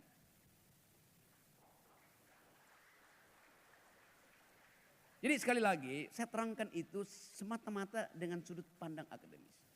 Bayangkan tadi, anak itu lahir dengan otak yang menyusut, berarti dia nggak bisa jadi andalan 2024 Indonesia emas. Udah pasti kalah dengan tetangga kita. Yang kedua, ini menurut Sri Mulyani, setiap anak yang lahir hari ini sudah dibebani utang 30-40 juta. Karena utang negara kita sekarang mendekati 8 triliun, digabung dengan swasta 15 triliun. Itu beban untuk generasi berikut. Jadi bayangkan Pak Jokowi ngomong terus tentang bonus demografi. Bahwa akan ada lapisan anak muda kita di tahun 2045 yang akan memimpin Indonesia maju. Anak-anak yang kekurangan otak, kekurangan IQ hari ini dan harus membayar utang negara 40 juta per bayi itu, bagaimana mungkin mau kompetisi di 2045? Ilusi itu yang saya mau terangkan, gak mungkin itu terjadi. Jadi sekali lagi, kritik akademis ini yang mesti kita pahami. Yang ketiga, yang terakhir. Minggu lalu, satu bank di Amerika, namanya Silicon Valley Bank, yang membiayai startup itu, kegiatan ekonomi yang berbasis digital, bangkrut. Modal dia itu, kapitalisasinya itu 2-3 kali dari bank paling besar di Indonesia, Mandiri misalnya dan BNI digabung. Toh dia kolaps, bank paling tangguh di Amerika kolaps. Akibatnya dia dibekukan oleh pemerintah federal. Dibekukannya bank ini menyebabkan bank-bank lain yang terafiliasi dengan dia di Eropa juga. Itu kemampuan militer kita. Apalagi kalau Amerika jepit Cina Selatan itu, armada ke-7 Seven Fleet dari Okinawa turun ke Singapura, yang Singapura naik, kita dijepit di situ, di Cina Selatan. Berapa jam NKRI harga mati? 14 jam. Pasti. Karena begitu dijepit di situ, Amerika pasang non-fly zone di atas Pasifik. Gak boleh ada penerbangan di situ. Gak boleh ada lalu lintas kapal di situ. Padahal Indomie kita itu, gandumnya masih kita import dari Amerika. Daging masih kita import dari Brasil. Obat-obatan kita import dari Jepang. Jadi kalau dijepit di situ, seluruh puskesmas kita tidak ada suplai antibiotik. Kita nggak bisa bikin antibiotik. Kita pakai antibiotik beli dari Cina yang standarnya jelek itu. Begitu ada no fly zone, dalam 14 jam ibu-ibu yang hendak memperoleh pertolongan pertama karena melahirkan di puskesmas kehabisan darah, kehabisan antibiotik, meninggal. Konsekuensinya panjang itu. Mahasiswa nggak bisa lagi makan Indomie karena udah nggak ada bahannya tuh.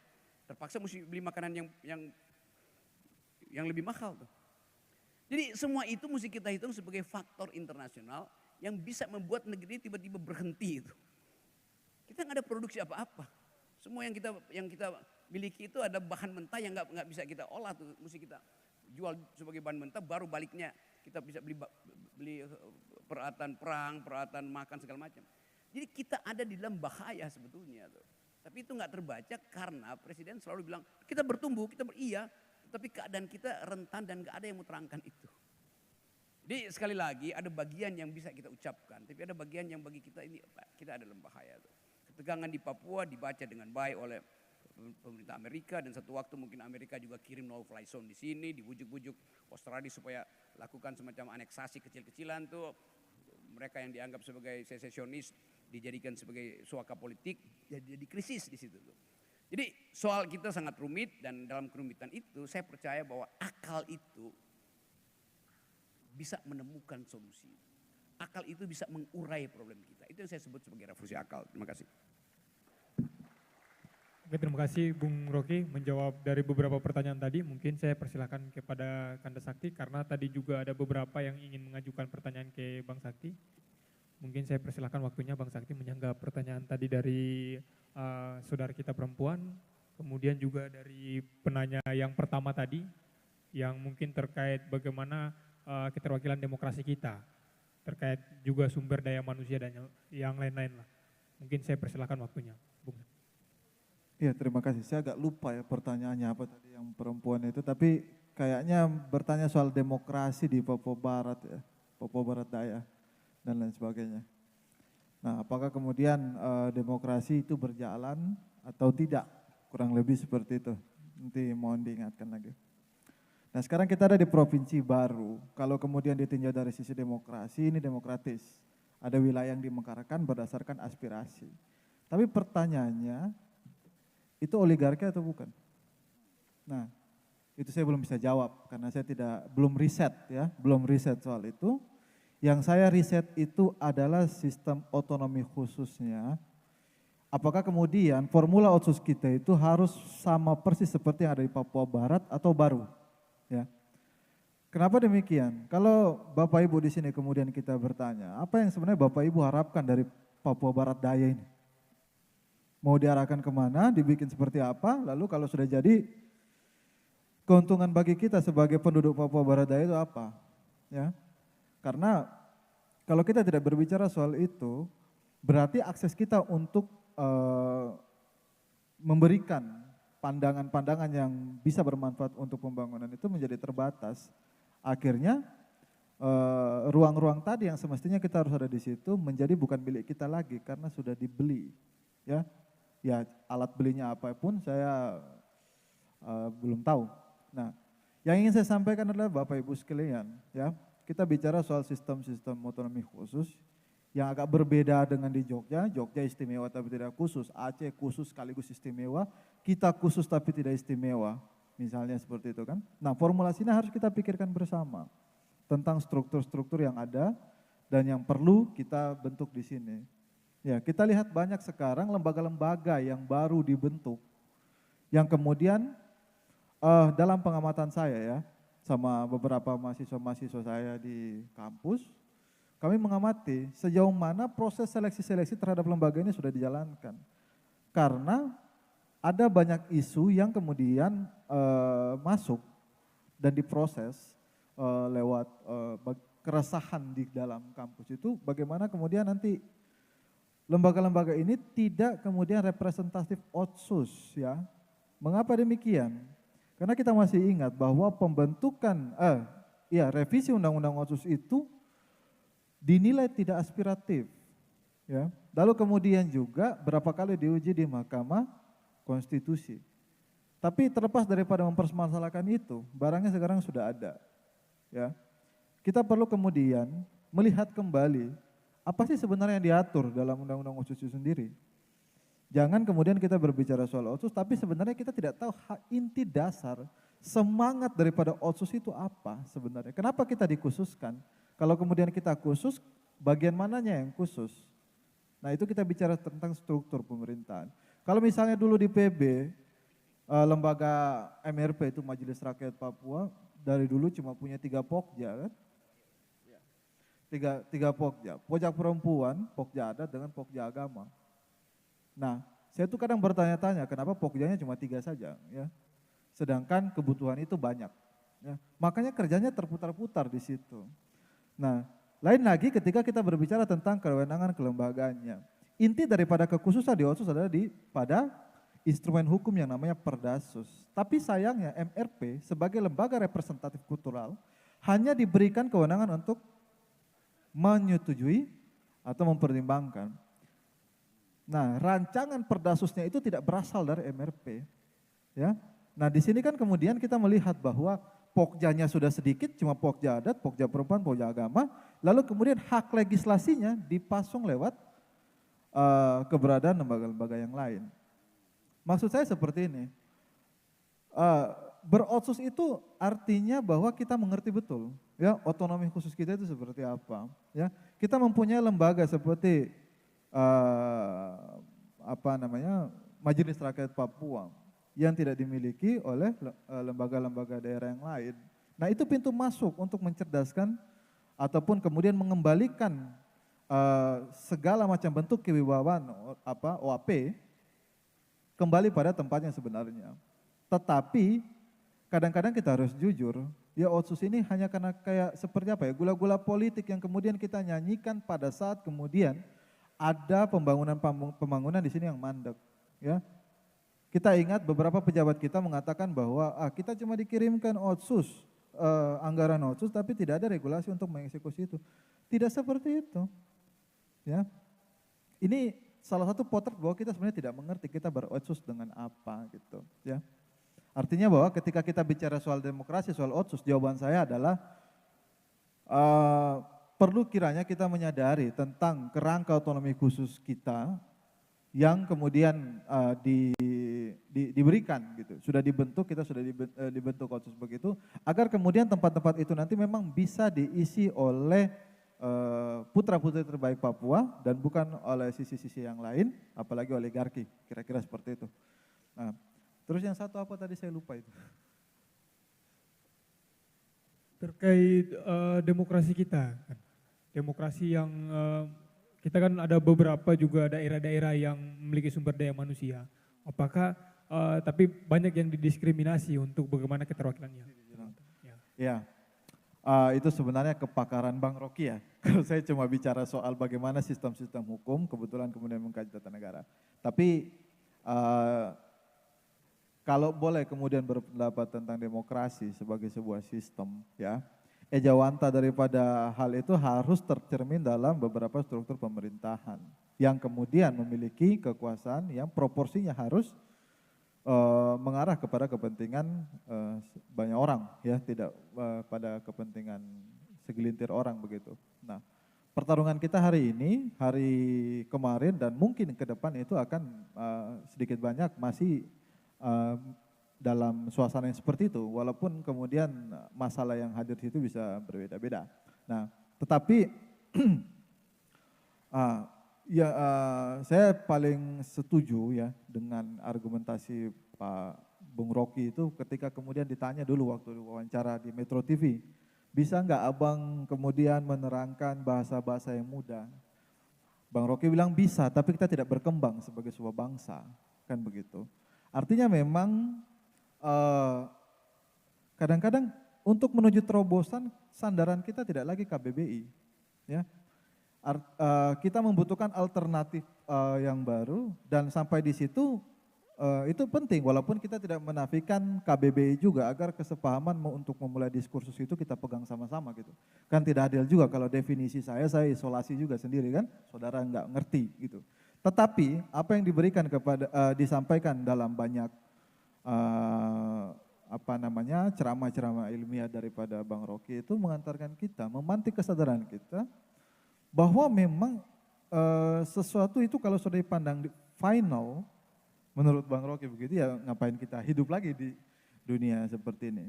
Nah, ada upaya yang perlu dilakukan di situ. Nah, salah satunya adalah bagaimana kemudian kita bisa benar-benar sadar dan awas terhadap masalah. Nah, khususnya untuk Papua, mumpung kemudian ada satu forum seperti ini, saya bisa berpesan, perhatikan pembangunan di Papua Barat Daya agar kemudian kita mendapat tempat yang sesuai dengan tujuan daripada OSUS itu sendiri. Makasih.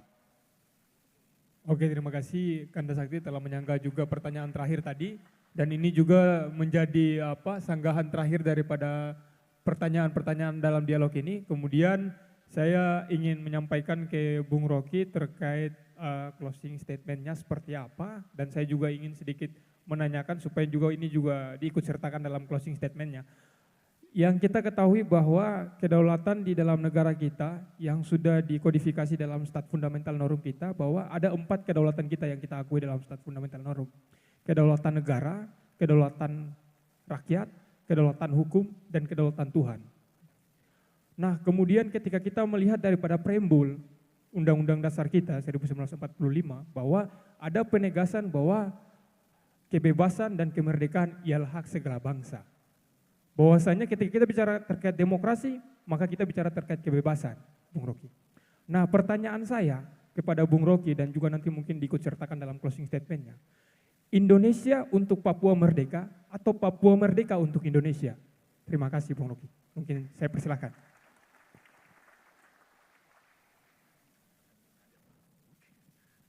Oke, saya anggap ini pertanyaan akademis ya, bukan pertanyaan diplomasi itu. Oke. Saya terangkan dulu soal tadi Stat Fundamental Norm itu. Agak keliru kalau kita pasang 4 parameter itu sebagai Stat Fundamental Norm. Kalau kita belajar legal philosophy dari Hans Kelsen misalnya, berapa kali saya terangkan. Kita salah memahami Hans Kelsen yang jadi dasar dari peraturan perundangan kita tuh. Itu positivisme tuh. Stat fundamental norm itu tidak boleh dirumuskan. Itu masalahnya. Supaya dia jadi ide penuntun. Bahasa filosofinya regulative ideal. Kita mengacu pada itu. Dia acuan abstrak. Kalau dia dirumuskan, dia bukan lagi stat fundamental norm tuh. Contoh misalnya Pancasila disebut sebagai stat fundamental norm yang paling tinggi itu.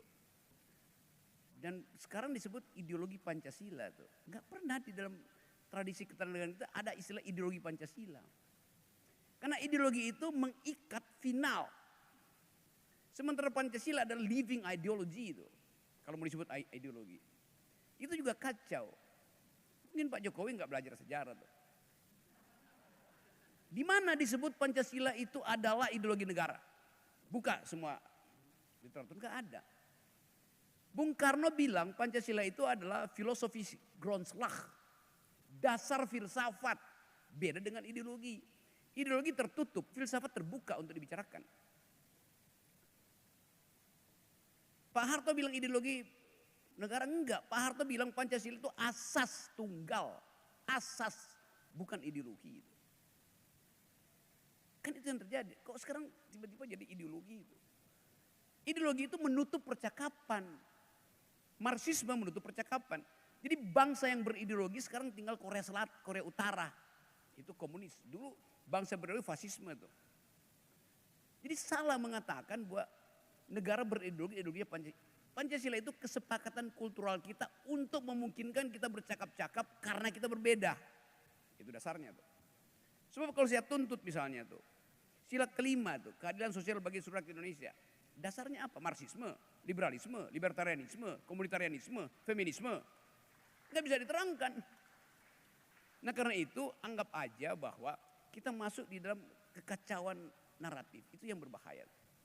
Itu yang menyebabkan setiap kali pengundang dari negara, Pak Rocky kami mau undang Anda buat apa? Buat seminar tentang Pancasila tuh. Oke, saya bilang. Formatnya apa? Diskusi tentang Pancasila. Temanya apa? Pancasila sudah final. Astaga. Kok udah final ngapain didiskusikan? Tolol.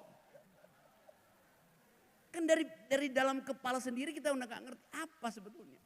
Jadi BPIP juga bingung. Saya pernah nulis panjang lebar soal Pancasila di majalah Prisma itu dengan kajian akademis panjang lebar. Diborong oleh BPIP. Enggak pernah. Saya tahu mereka baca itu. Jadi sekali lagi saya balik pada prinsip. Negara ini ontologinya adalah perbedaan. Demi perbedaan itu kita selenggarakan negara persatuan, bukan negara kesatuan. Persatuan datang karena ada perbedaan. Kesatuan menghentikan perbedaan. Nah tema ini juga sama dengan yang kita hadapi dengan soal Papua tadi itu. Merdeka demi Indonesia atau Indonesia demi Papua merdeka. Prinsip utama tadi kalau saya balik pada stat fundamental norm, yaitu kebebasan apa tadi yang sebut apa tadi? Waktu kita memulai kemerdekaan ini dasarnya adalah kebebasan dan bukan tadi itu istilah bagus tadi Anda sebutin tadi itu apa tadi ya, kebebasan manusia dan ada satu prinsip tadi itu semacam self determinism. Jadi kalau kita terangkan bahwa yang harus kita pegang adalah kebebasan manusia, namanya individualisme, tetapi juga kacau. Seringkali dianggap individualisme itu adalah kapitalisme, bukan. Individualisme ada dua prinsip, kebebasan manusia atau kepentingan individu. Yang saya maksud kalau saya bilang individualitas artinya kebebasan individu, bukan kepentingan individu. Kepentingan individu itu menghasilkan akumulasi. Nah negara ini disusun berdasarkan kebebasan individu karena kita memerdekakan diri justru dari cengkraman terhadap ketidakbebasan individu. Yang biasa dalam filosofi kita sebut freedom of fear itu. Jadi sekali lagi adalah hak satu bangsa untuk membayangkan masa depannya itu. Dan kalau ditanya apa bangsa Indonesia? Bangsa Indonesia adalah kumpulan dari bangsa-bangsa kecil ini. Papua adalah sebuah bangsa. Aceh adalah sebuah bangsa. Maluku ada sebuah bangsa. Kita nggak bisa mengatakan bahwa ini bangsa ini udah final. Bangsa ini bertumbuh, imajinasinya macam-macam itu. Jadi longgarkan pengendalian politik supaya kita bisa bercakap-cakap. Jadi ujung itu yang hendak kita minta pada negara supaya Jakarta longgarkan pengendalian politik. Supaya ada kesempatan bercakap-cakap antar bangsa. Kalau saya ambil konsistensi, ada DPD. DPD itu mesti diberi hak untuk membuat undang-undang. Karena dia mewakili langsung aspirasi. Kalau partai kan ada filternya tuh. Kalau DPD kan dia relasi representasinya langsung. Pakai aja gaya senator Amerika tuh. Anggota DPD boleh menulis sendiri undang-undang berdasarkan apa yang dia tahu di daerahnya. Nanti akan dipakai nama dia sendiri tuh. Undang-undang Dr. Sakti. Karena dia yang menyusun rancangan itu untuk kepentingan Papua misalnya. Itu biasa tuh. Nah itu yang kita ingin supaya kalau ada sidang MPR kita masukkan prinsip ini. Kalau ada DPD itu artinya DPD bukan sekedar mengiyakan atau membandingkan. Dia berhak buat undang-undang. Justru dia representasi lebih langsung daripada anggota partai politik. Dasarnya begitu tuh. Konsekuensinya panjang. Negara ini terlalu besar. Oleh karena itu bagi saya udah berkali-kali proposalkan. Bikin aja persemakmuran Indonesia tuh. Ada negara-negara bagian. Papua. Sulawesi segala macam. Tapi kita bisa, ini kan persemakmuran aja. Kalau nggak mau disebut negara federal seperti Amerika. Jadi itu juga nggak mengganggu ide kita tentang persatuan kan. Jadi kalau persatuan itu mencegah percakapan, ya buat apa? Lebih baik dilonggarkan supaya ada percakapan. Dan kita tahu bahwa akhir-akhir ini semua PAN, Rusia berantakan karena memaksakan persatuan. Negara-negara yang tadinya juga pakai istilah Pax Americana, Pax Romana segala macam kan berantakan di ujungnya kan. Jadi sekali lagi kita ingin supaya ada kesehatan demokrasi. Kesehatan itu hanya dimungkinkan kalau kita bisa bercakap-cakap. Jangan ada pengendalian. Dan pengendalian itu membuat kita saling mengintip, saling curiga dan saling takut.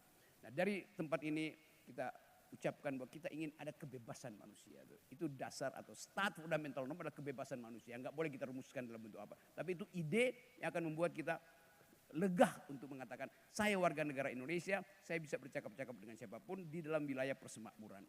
Jadi itu potensi untuk kita bicarakan ke masa depan. Mungkin ini juga ide kita masukkan sebagai bahan perdebatan nanti di KPU. Kan KPU kalau bikin perdebatan kan ya soal-soal teknis.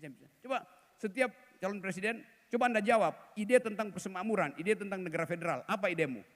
Begitu. Jadi ucapkan ini sebagai pertanyaan dari Papua. Makasih. Oke, terima kasih. Itu mungkin jadi closing statement daripada dialog ini.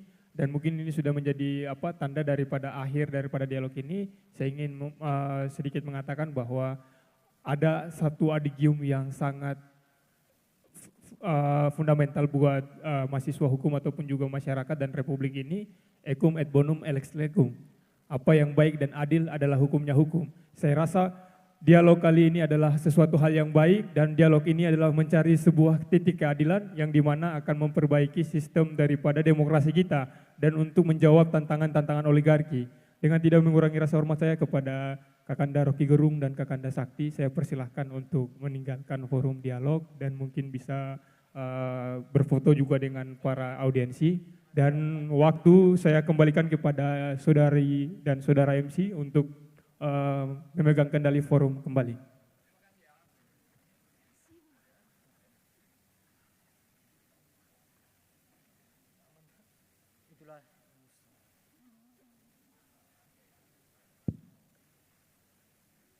Itulah tadi dialog publik yang kita dengarkan dari dua narasumber yang sungguh luar biasa dan moderator.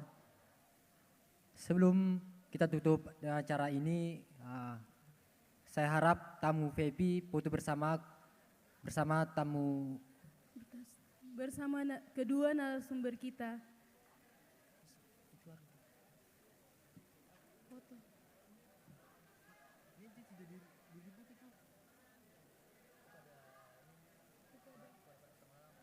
Kepada para tamu undangan, harap tenang, harap duduk kembali ke tempat masing-masing karena kita akan melakukan sesi foto kepada tamu VIP bersama dua narasumber yang sangat luar biasa ini.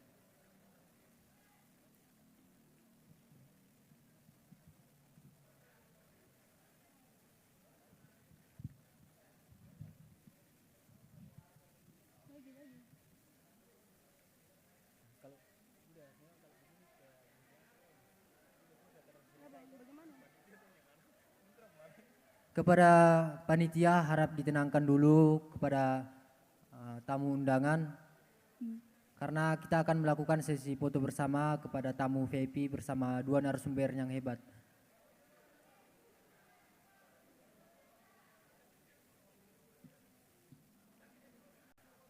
Dan sesi foto akan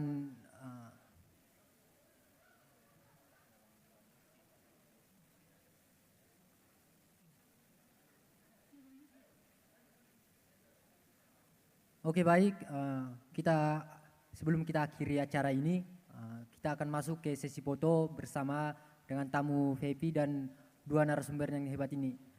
Dan dilanjutkan setelah foto bersama dengan tamu VIP, kita akan melakukan foto bersama dengan panitia dan dua narasumber hebat ini. Untuk itu mungkin ada sedikit dari prakata dari ketua pimpinan cabang kita untuk closing statement juga. Kepada ketua pimpinan cabang, saya persilahkan.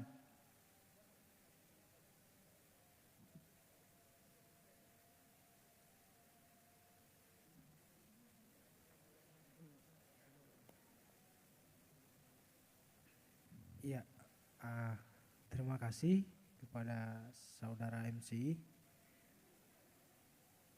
Yang pertama, seperti yang kemudian tadi di sambutan saya sampaikan bahwa dialog pada hari ini adalah sebagai bentuk sikap Permahi untuk menyikapi persoalan pemilu. Dan alhamdulillah dari pemaparan dua narasumber tadi, alhamdulillah notulen daripada teman-teman panitia dan kemudian Dewan Pimpinan Cabang Perhimpunan Mahasiswa Hukum Indonesia Sorong telah mendapatkan suatu kesimpulan, yakni apa yang kemudian disampaikan oleh Kakanda Dr. Sakti tadi. Kakanda Dr. Sakti tadi persoalan bagaimana eksistensi soal MRP dan kemudian lembaga-lembaga yang kemudian berbicara soal-soal OCOS itu. Untuk bagaimana kita mendorong persoalan, minta maaf saya mungkin tidak punya hak untuk bagaimana berbicara eksistensi masyarakat adat orang Papua yang ada di atas tanah Malamoy. Tetapi sebagai bukti keperhatian kami terhadap bangsa ataupun orang Papua, kita juga berhak untuk bicara untuk bagaimana mendorong suatu produk ataupun tadi yakni memperkuat lagi persoalan MRP ataupun lembaga-lembaga OCOS tadi. Nanti insya Allah setelah dari kegiatan dialog ini, insya Allah selama 6 bulan ke depan kita akan buat kegiatan lagi untuk menyikapi persoalan pemilu, insya Allah. Mungkin itu saja. Sekali lagi mewakili teman-teman panitia, sekaligus mewakili teman-teman pengurus Dewan Pimpinan Cabang Perhimpunan Mahasiswa Hukum Indonesia Sorong mengucapkan permintaan maaf yang sebesar-besarnya kepada peserta dan seluruh dua narasumber yang telah hadir. Minta maaf atas segala ketidaknyamanannya ataupun kekurangannya yang kemudian kita selaku tuan tamu berikan kepada teman-teman ataupun hadirin sekalian. Terima kasih. Salam Permahi. Salam Permahi. Salam Permahi. Terima kasih. Assalamualaikum warahmatullahi wabarakatuh. Terima kasih kepada Ketua Dewan Pimpinan Cabang Permahi Sorong. Selanjutnya, acara selanjutnya kita foto bersama kepada tamu VIP bersama dua narasumber hebat. Dipersilahkan.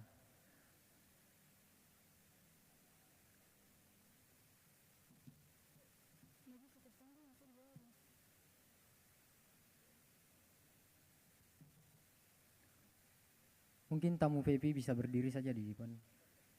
Untuk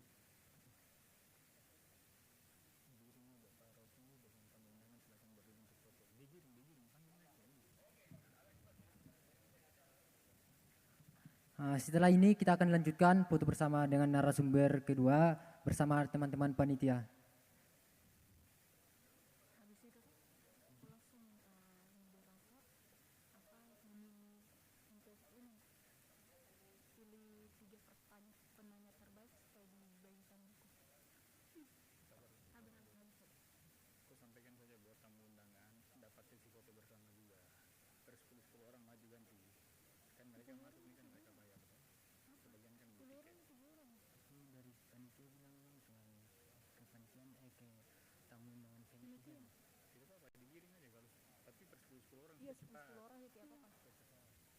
Oke baik, setelah ini, setelah foto bersama dengan tamu undangan VIP, akan kita lanjutkan foto bersama tamu undangan, tapi kita bagikan dengan 10 orang saja. 10 orang masuk, mungkin panitia bisa diatur, 10 orang untuk foto Panitia. bersama dengan Bung Rocky.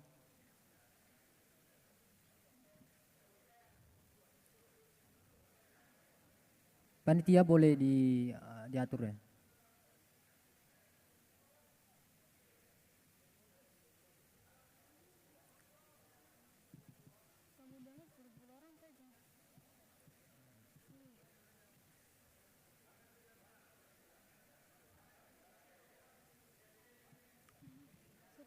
Oke, untuk mengefisienkan waktu, tolong teman-teman panitia ya, kita buat sesi fotonya 10 orang saja, biar bisa semua ikut berfoto.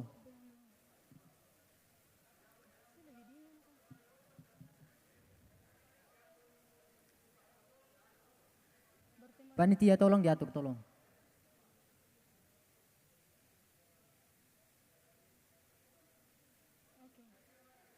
Selanjutnya. Gantian selanjutnya.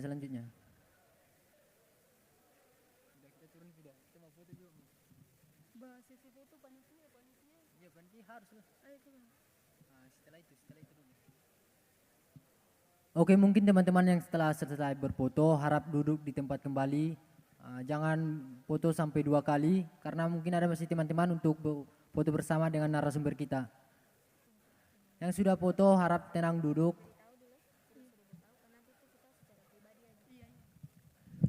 Teman-teman panitia tolong diatur. Biar sudah.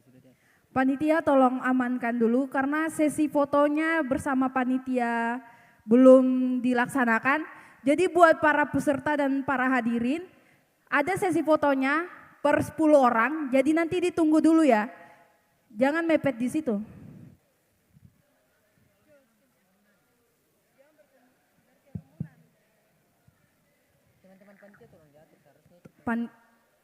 Teman-teman panitia, tolong di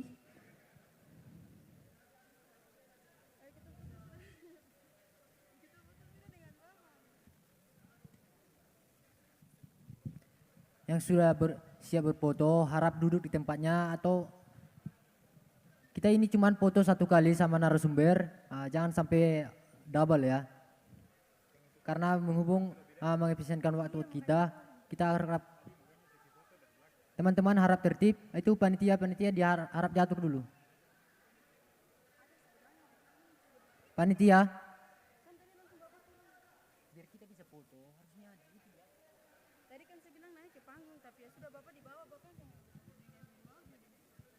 Oke, panitia itu sesi foto terakhir ya. Setelah ini sesi foto untuk para panitia.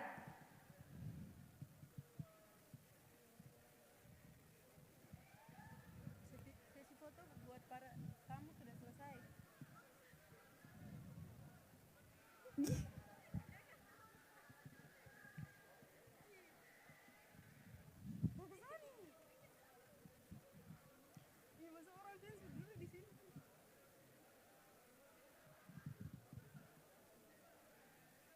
Bisa diamankan.